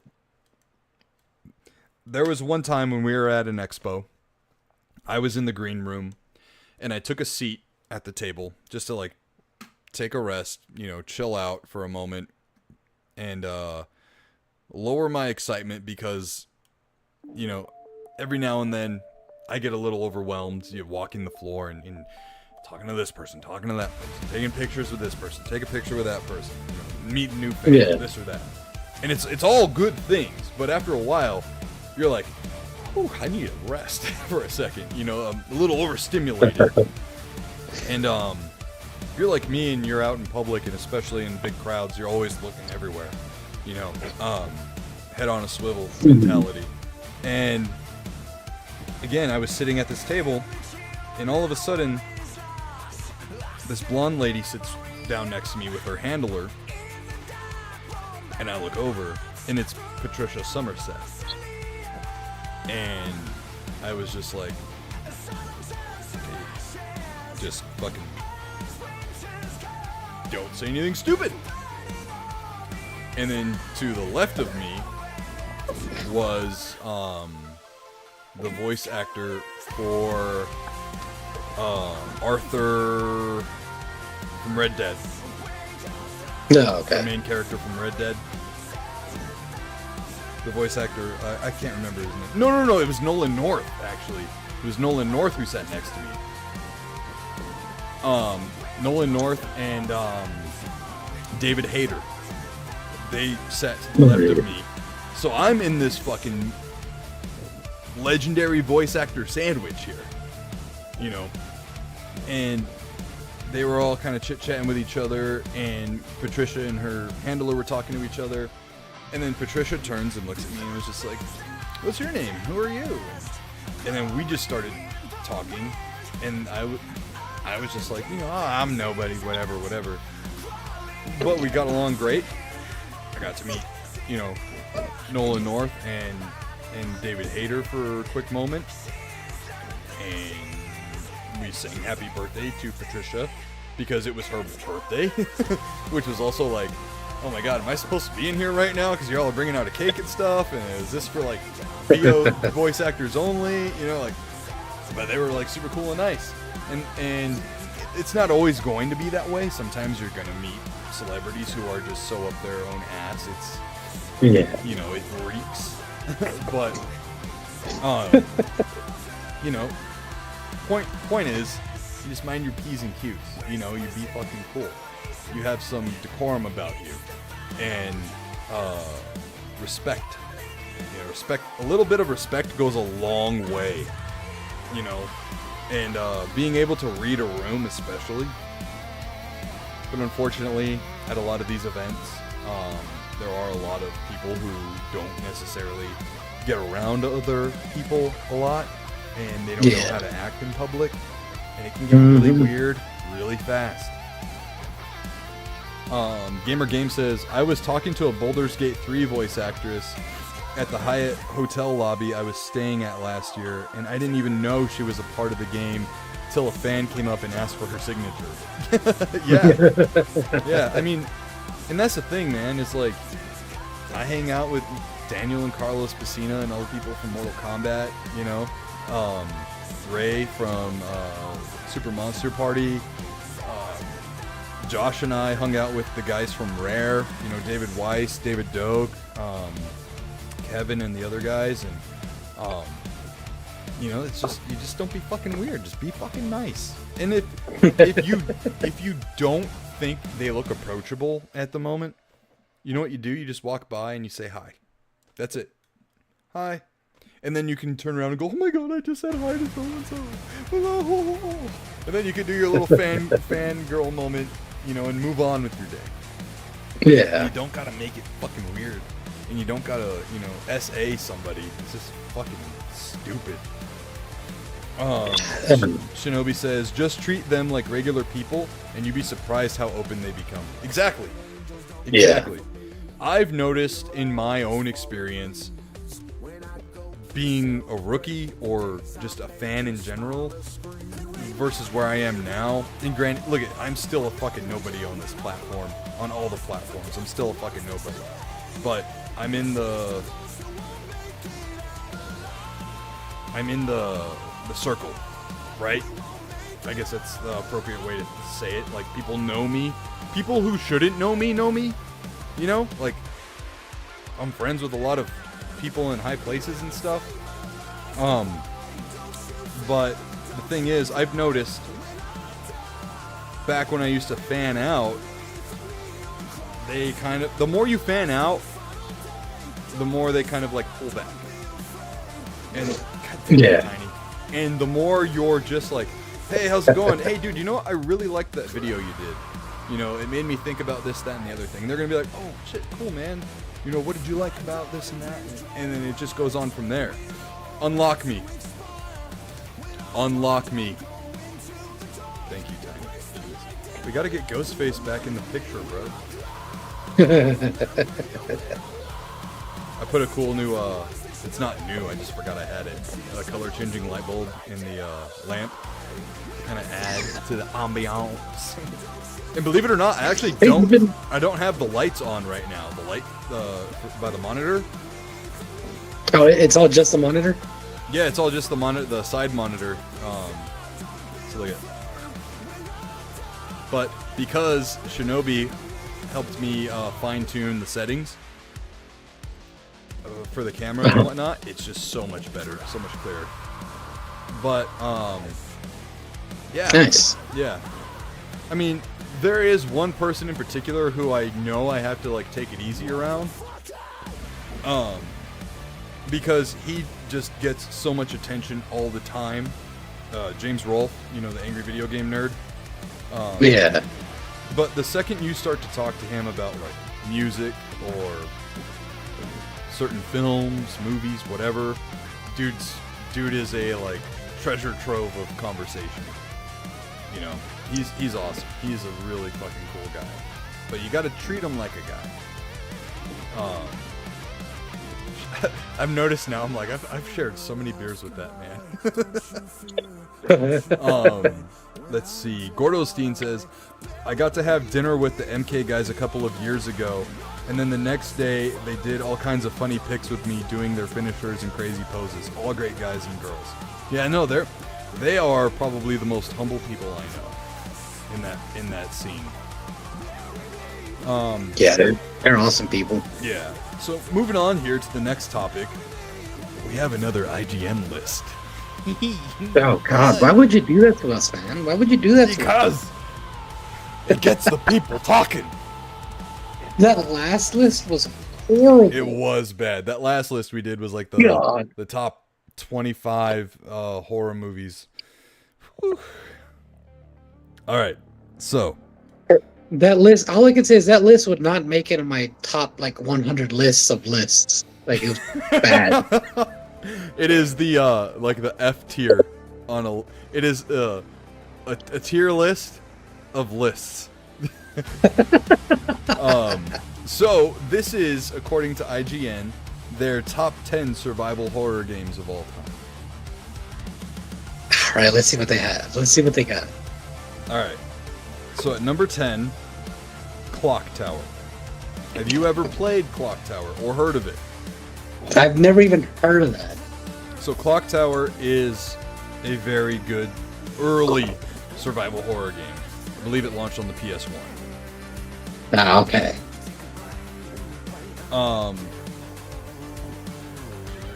So I can vibe with that. Although I think Clock All Tower right. 3 would be a better representation. That was on the PS2. Number 9. Wait, Oh, go ahead. who made this list? Who made this list? I didn't look at the author. Because if it's the same author as the last one, I bet you it's gonna, It's gonna be all a fucking bunch of artsy them. fartsy bullshit. Or old as shit games too. Yeah. Yeah. Alright. Number 9. And in my opinion, this is way too high on the list. Silent Hill. Oh. Huh. Silent Hill at number 9? I don't Yeah, think like so, OG bro. Silent Hill? What? OG Silent Hill? OG. Hmm. I mean, I know Like- Silent Hill 2 is like the one that everyone loves and raves about, Yeah. but Silent Hill was the first one. Was an absolutely terrifying game on the PS1. Right. And you're almost defenseless.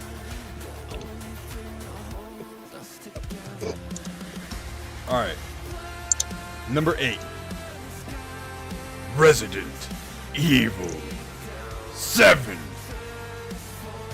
Biohazard.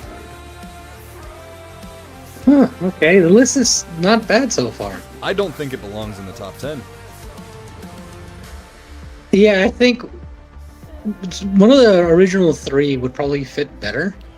My problem with Resident Evil 7, it is a very scary game at first.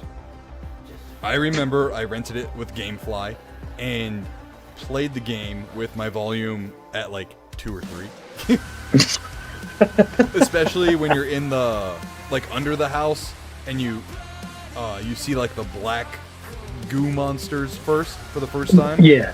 I remember it when you like pull open one of the like corpse storage units, and you're like, please don't be fucking anything in here, please, you know. And then of course escaping, you know, running from the dad who was just fucking menacing. You know, that was pretty much your Mr. T, not Mr. T. What was his name? The tyrant dude. Mr. X. He was essentially your Mr. X or the nemesis of the game. Yeah. And then too, running from the mom. The mom boss fight area was scary as well. But the game fucking had a major fall off in the third act. When you got to play as Mia on the ship, and it was all run and gun and shit. It was to be in the top 10, dude. It's got to be solid from start to finish. Yeah. Because that's I feel the same way about 8 Village, where it starts off a bit kind of scary, and then it just by the end of it, you're just blasting your way through everything. So, anyways, I just started blasting. Yeah, pretty much, man. I mean, you were there with me when I first put in Village, and I was freaking the fuck out, dude. I was a little fucking nervous when those werewolves started to like run around and stuff in the beginning. Right. Gamer Game says, "All right, Wolfenstein is calling my name. I must go save the world from Hitler and steal all his Nazi gold. Have a good night, guys. Have a good night, Gamer Games, and good luck on your endeavors. Gamer Games. Stop in the fury." Number 7 is Outlast. I haven't played that, but yeah, that one was super popular when it came out, so I could see that being on the list. Yeah. Gordostein says, "I was going to start Fear tonight." I actually have that on my PC. I got it on Good Old Games for like $2. Very good really? Fun game. Oh yeah, dude, you're missing out, man. You got to go to GOG. You get so many games on there for cheap, and you actually own the games. Like you don't need the launcher or anything. Anyways, I can definitely see Outlast being on here.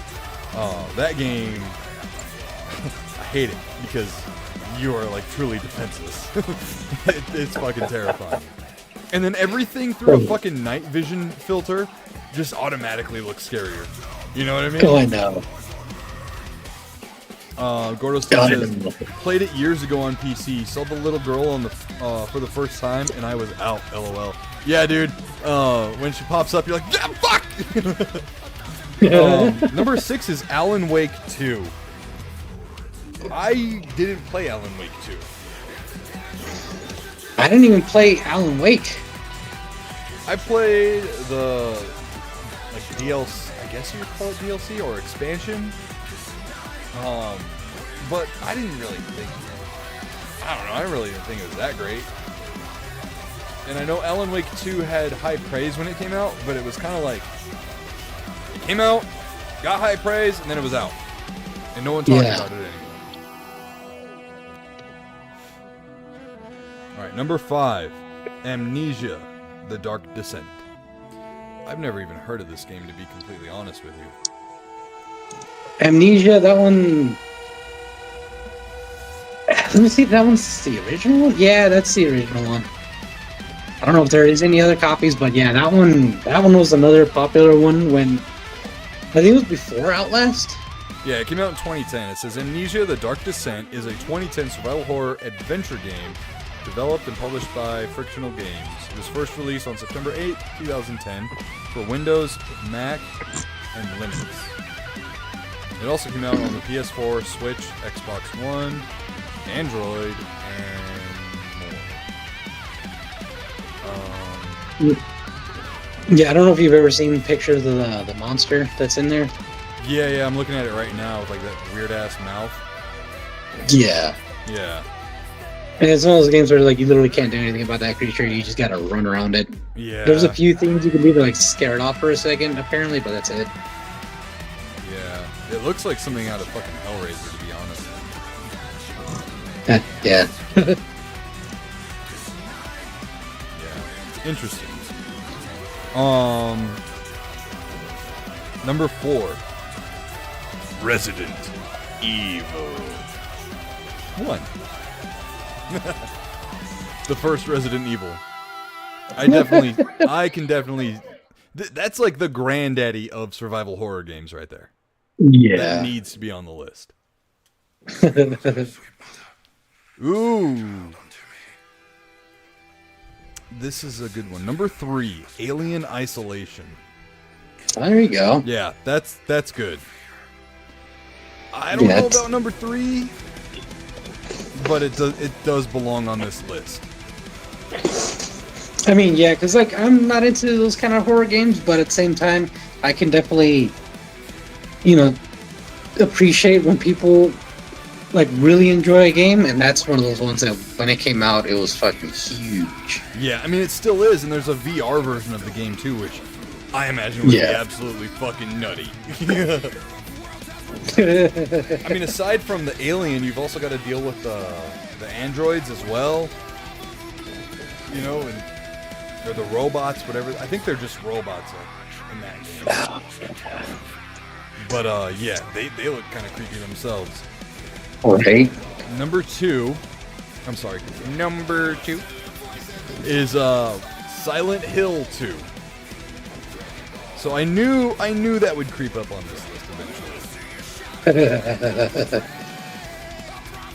Number 1,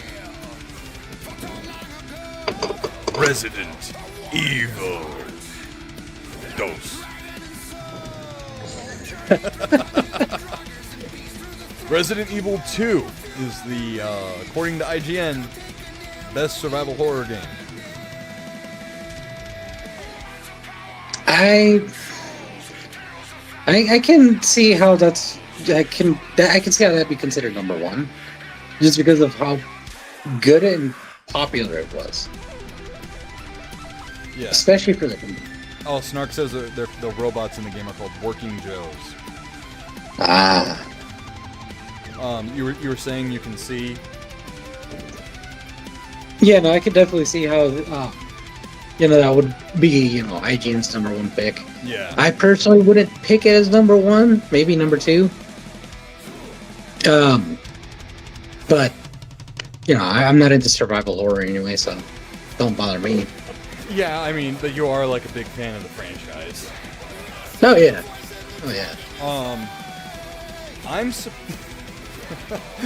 Gordostein says Resident Evil Dos, the whole enchilada. He says, sorry, I'll leave. Oh, that's good, dude. That's good. Are there any games that you're surprised you didn't see on this list? Because I certainly am. Well, not really, just because I don't play survival horror like that. Although, let me check something real quick. Do you know if Dead Space is considered survival horror? Or yeah. Survival horror game.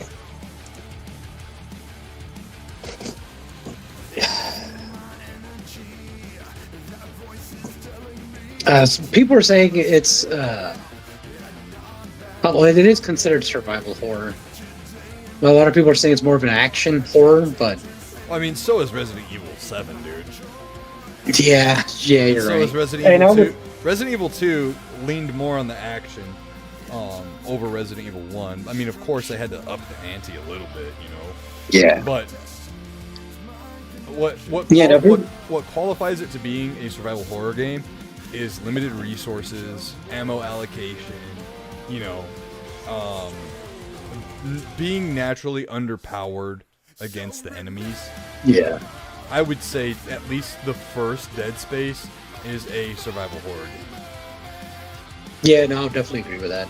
So, going based off that, then yeah, Dead Space should replace Resident Evil 7. Yeah. On that list. And for me... But, go ahead. I was going to say whether it be at the number... What was it, 8 spot?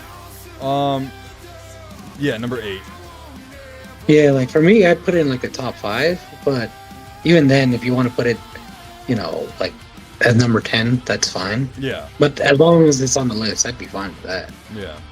For me, I would replace either Alan Wake 2 or Resident Evil 7 with Fatal Frame.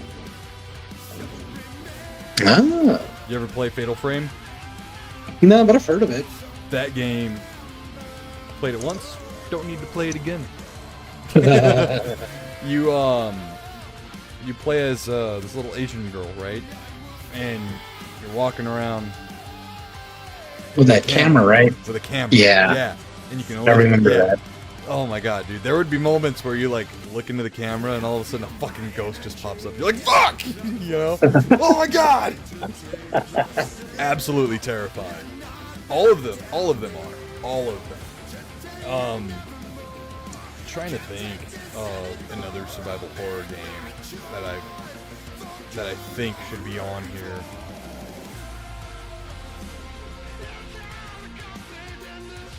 Kind of having a hard time, honestly, because like survival horror games are really fun, but not all of them again are like from A to Z solid, you know. Yeah.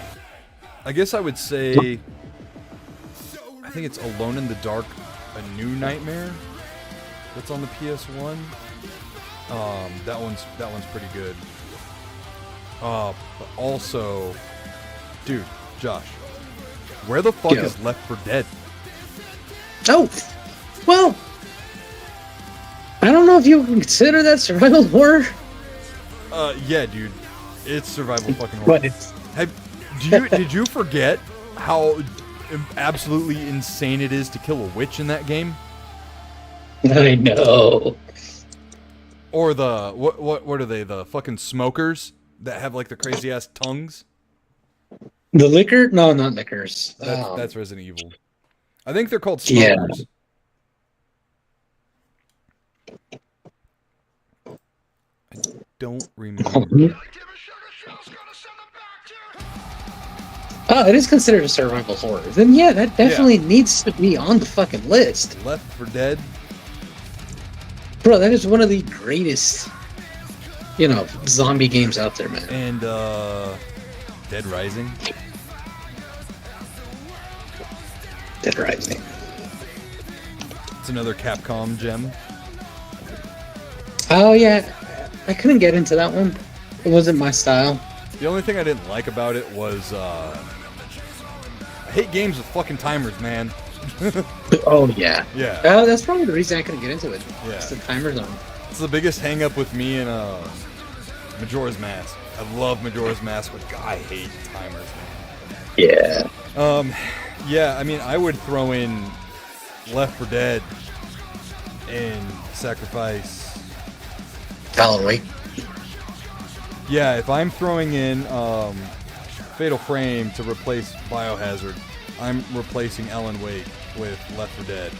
And then replacing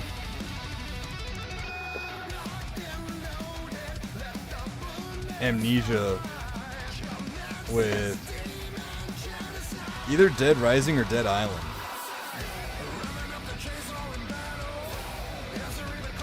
You ever play Dead Island? Dude, I played the shit out of Dead Island. What are you talking about? Yeah, that's a great survival horror game too, man. Dude, that game was, near the end of it though, it's fucking insanely hard. Yeah. I never beat it, but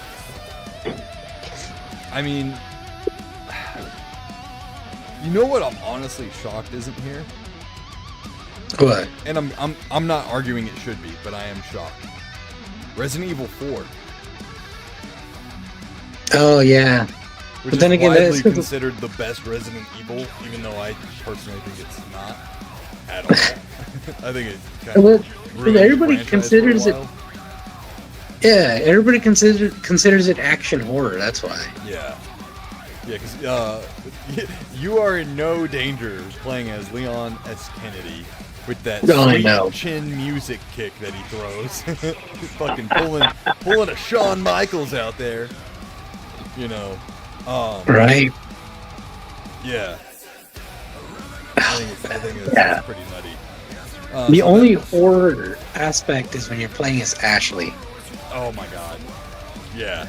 Well, I'm not gonna lie. The first time you see the chainsaw guy, you're like, fuck.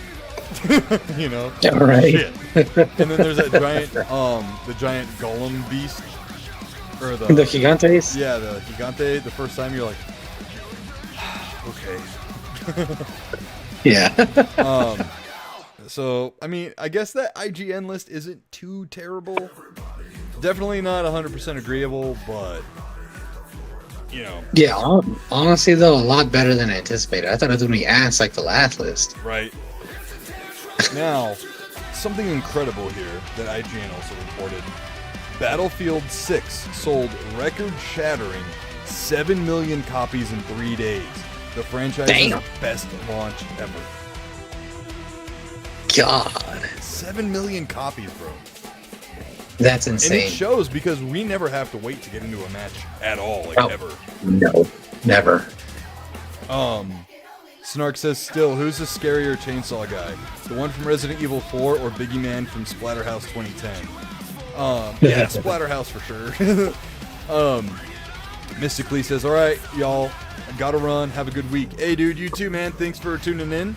We appreciate you, bro. Have a good night, Mystically. That's gotta make Activision be shitting its pants right now. Dude, I know. Like, big time. So, and I'm not trying to make this about, like, Call of Duty or Activision by any means, but it does kind of have to be said with Call of Duty Black Ops 7 releasing next month, right? I think it's next month, in November. Yeah. Excuse me. They are banking on the core base of the players to be on Game Pass. And with the Game Pass price increases and the mass exodus of subscribers, they're already facing an uphill battle with that alone. Dude, I know. And now you add in everyone pretty much voted with their wallet right here and letting the FPS genre know who is playing what. Right. Chances are, if you bought Battlefield 6 this month, you're not buying Call of Duty next month. Mm-hmm. So it's like very likely that you are. Yeah. I'm just gonna call it here. Black Ops 7 is cooked. It's cooked. And then apparently today, the internet decided to just have a big ol' fucking wet fart. There was a huge outage that knocks out Amazon, Roblox, Fortnite, Snapchat, Slack, and a lot more. That was a AWS outage. Yeah, it was Amazon's web service. Yeah. So do you know a lot about that? I don't know too much. All I know is that Amazon provides, it's pretty much almost everybody uses their web service, so it's pretty much like if you have a website, Amazon is like the host for it. Like they have the servers that you use, for that. Like so many people have that. Yeah. And I don't know exactly what happened, but their service crapped out really badly. And right now, there's only a partial fix. It's not even completely fixed. Right. So they have things up and running. It said east, right? Like, because it did. I didn't notice anything here, but I was also not really on any apps or anything today. Yeah, no. So I'll have to Google it real quick. Okay.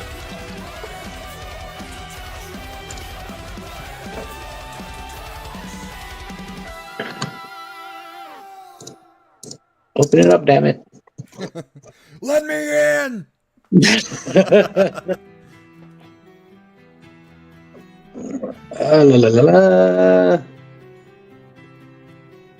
Yeah, because I briefly read up on it just because it was during a slow time at work, so I didn't read the whole thing. Mm-hmm. Bordelstein says it's cloud services that everyone uses for their sites. Yeah, pretty much. And it affected pretty much like big companies, even like smaller companies, but mainly like the big ones, like like Netflix and all that crap. Yeah.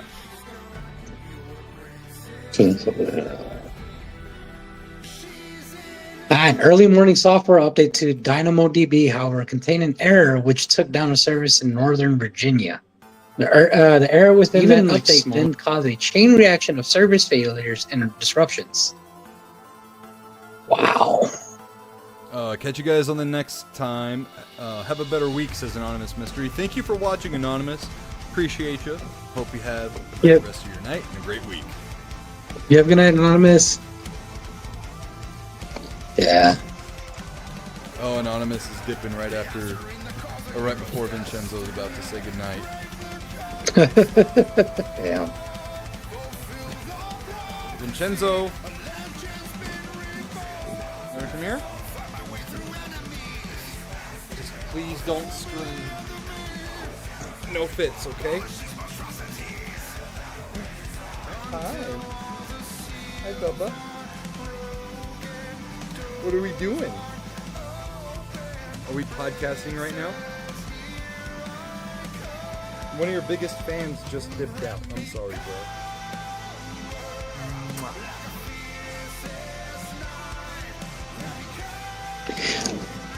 I see. The reason we didn't really experience it is because that outage happened at 3 a.m. Oh, your biggest fan is here. He's still here. Anonymous Mystery says, ooh.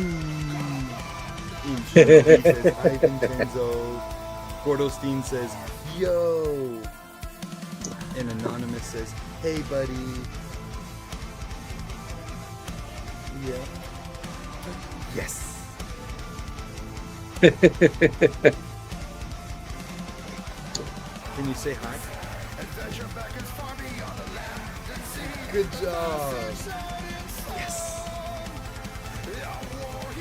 Reviews. Yes.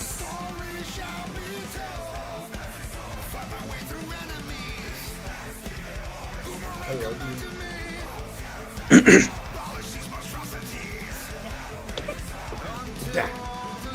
Oh, grabbing the mic.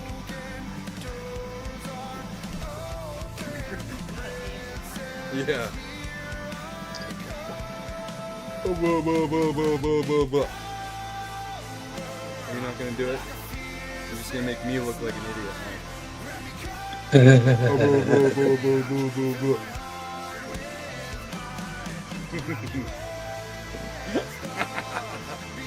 Vincenzo.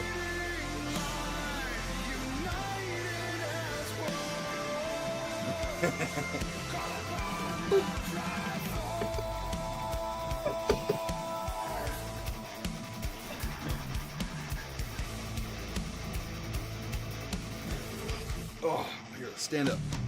Nope, nope, nope, don't do that. I can't let you down right now, bud. Can't just let you wander. Oh.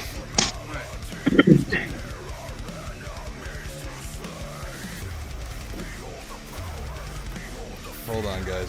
We're in dangerous territory here. The baby is let loose in the game room.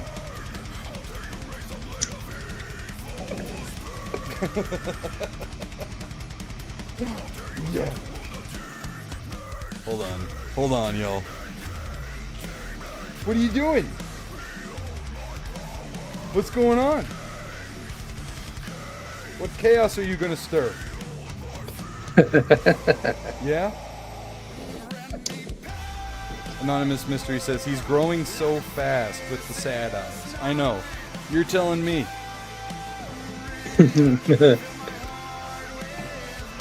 What are you doing?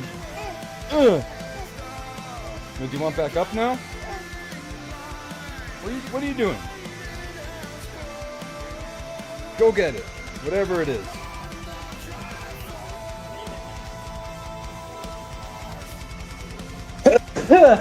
Bless you. Thank you. Where are you going, Vincenzo? Is he behind? I don't want to.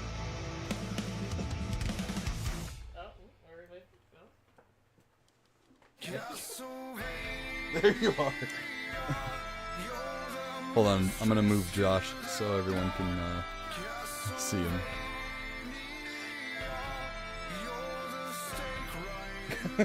What are you doing? Yeah.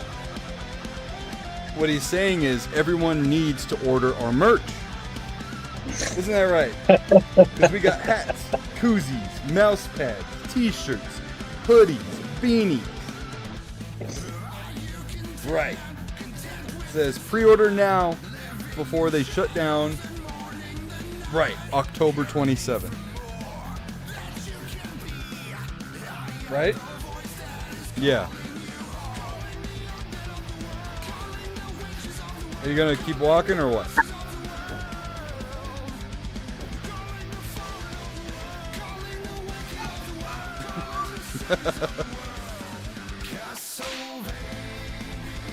Are you? What is going on, dude? You know everyone's watching you now, don't you? That's why you're standing where you are. Because normally you'd be out just running around grabbing whatever. Yeah.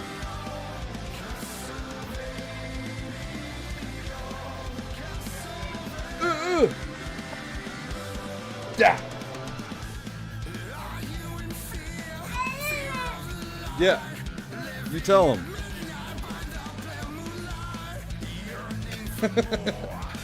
Are you dancing?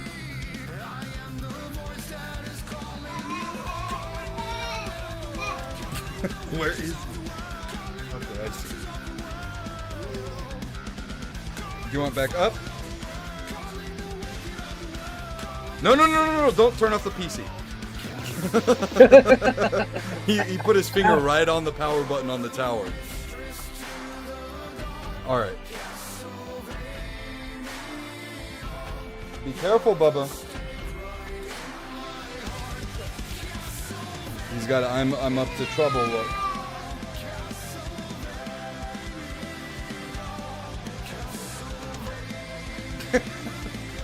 Alright, well, anyways, what were we even talking about, dude? The internet outage. Yeah, the internet outage. So yeah. Gordosteen says streaming ended. Oh. Watch your head, please. Watch your head. Good job. Alright, now he's off. Gosh, he does look big, huh? Looking at him right now on the screen.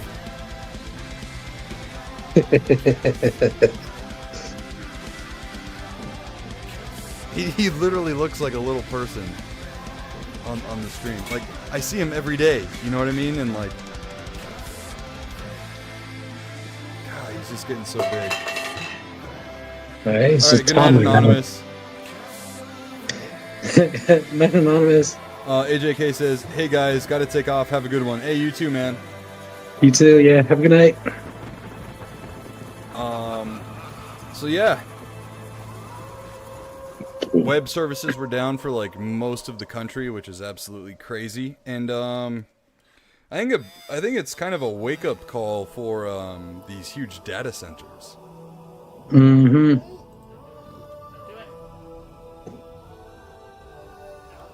Hey, get away from the power button. When I did that, he was like this, and then I went, hey, and he was like, oh, and then waddled away. Then he waddled away. Waddle. What was that streamer's name that we had mentioned earlier that got assaulted? Emaru or something like that? Yeah, Emaru, okay. I'm just adding, I forgot to add tags to the stream. Ah, okay. Can you please help. Oh, you got dangerously close there. Alright, I love you. Yeah. Night. Night. Well, while you're adding those tags, I was going to mention the reason you didn't notice the internet having issues was because it started like at 3 in the morning, and at 6 in the morning is when it quote unquote got resolved. Oh. Well, Brit Britt was having issues with work for like most of the day. Yeah, so I mean, they that's why I say quote unquote, because they somewhat got it resolved, but there were still a lot of people having issues with the service, especially those that were using AWS. Gotcha. Yeah.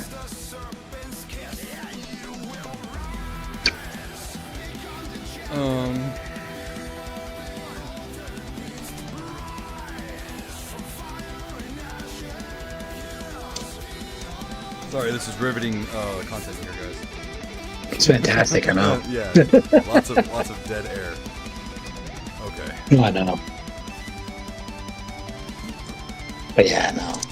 It's honestly, it's stupid. It's not even that they have a monopoly on this. It's just too many people are using the service. Well, too many people are reliant on it. Yeah. There needs to be some kind of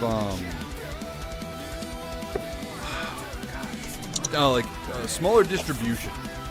There needs to be a way that, because look at today's little snafu is emblematic of what could happen if some other powers decided to take out a piece of the internet for us.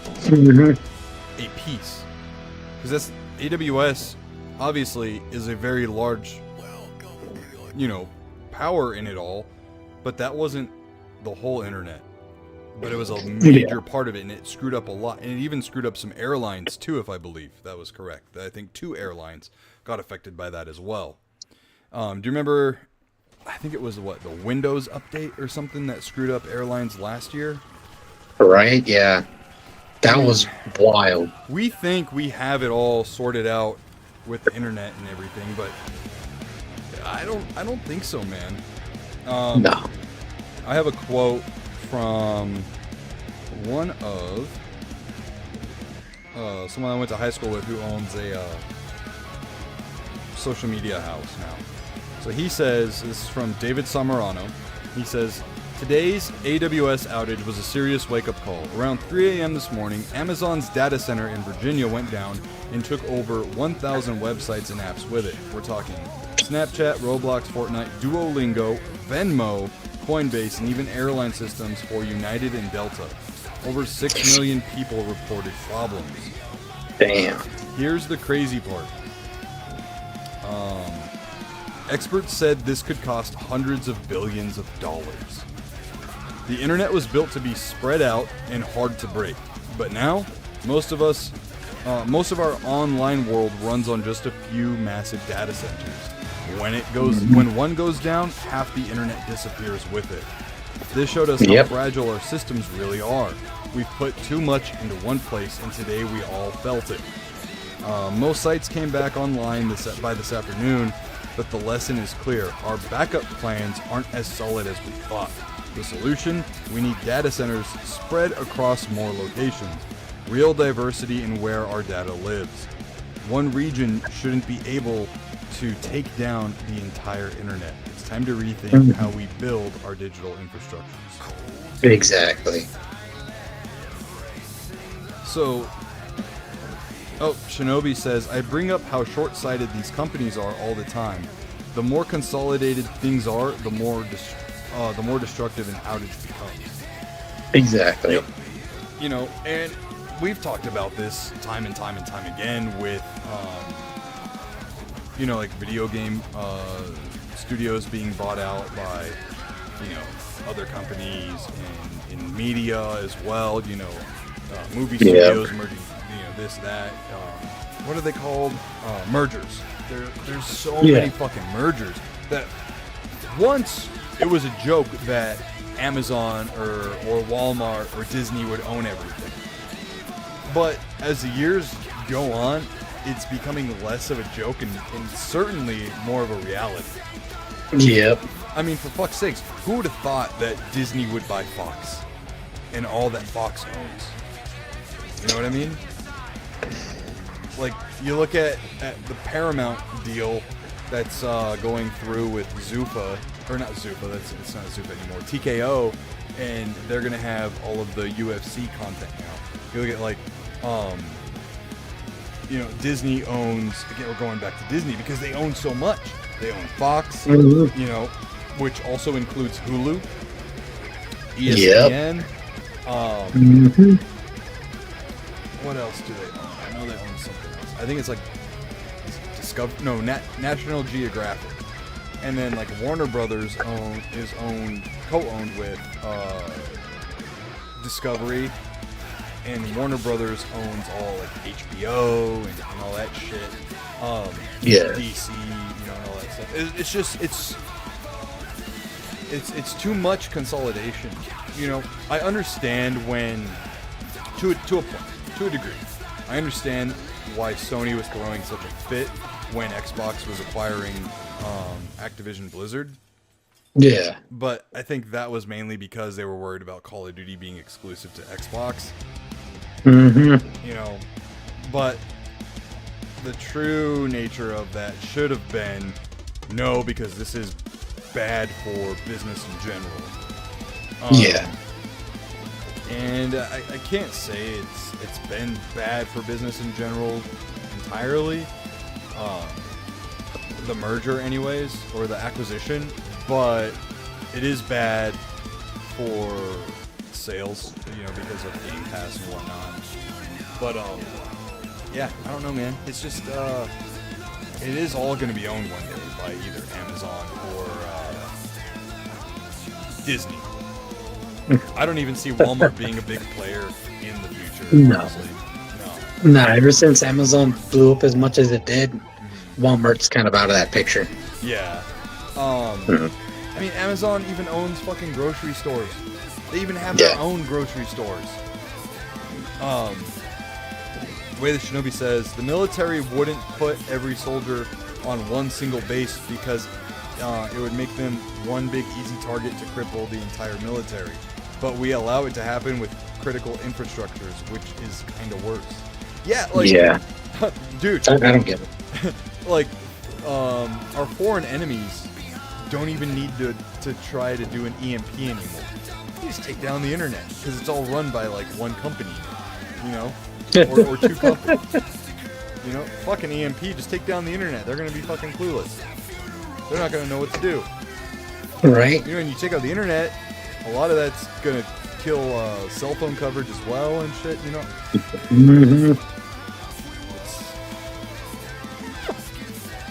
I miss the 90s. Yeah, no. You said what? I said I miss the 90s, man. It was a lot more simpler back then. Yeah. But yeah, that's all I have for us tonight on this edition of the Nsquared podcast. I do want to say once again, we have merch for sale. We have embroidered hats, koozies, 2 designs of t-shirts, and beanies, mouse pads, and hoodies. All very reasonably priced. You all asked for it, so we delivered. I designed the merch to my liking, but of course, I think you guys like it. So, get your merch pre-orders in before the window closes. We are looking at a mid-November in your hands day. If anything of that changes, we'll let you all know. But, once again, merch pre-orders. I want to say thank you to all of our wonderful show producers and our sponsors. Once again, 4xpgaming.com. Look at the cool little banner down there that Way of the Shinobi had designed for us. And they also designed the cool blood graphic Nsquared podcast banner that you see down there.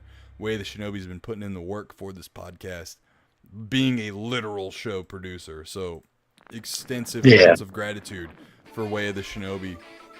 And we wouldn't be broadcasting live once again on Twitch as well if it wasn't for Way of the Shinobi helping me out, getting all the settings back, and improving the camera settings as well. on Streamlabs. So once again, And Way of the Shinobi. being an absolute goat. And don't worry, I do have the, what do you call it, soundboard phone. I do need to get with you on that as well, and set all that up. Don't forget to hit that like button on your way out, guys. That is absolutely right, Shinobi. Thank you. And again, guys, be on the lookout. I will be dropping that Xbox code for the new AVGN game coming out this week. And next week we will be having a first-time guest on the show. More announcements and details to come. Appreciate you all. Hope you have a great week. I've been Nerdy Nick. You can find me on Instagram at nerdynick_91 and on X at BubNerd. Can't follow Josh, but what you can do is follow us on Facebook. Just go into that search bar, type in Nsquared Podcast, click that like or follow button, baby. Until next time, guys, be blessed, be a blessing to others, and game on! Deuces.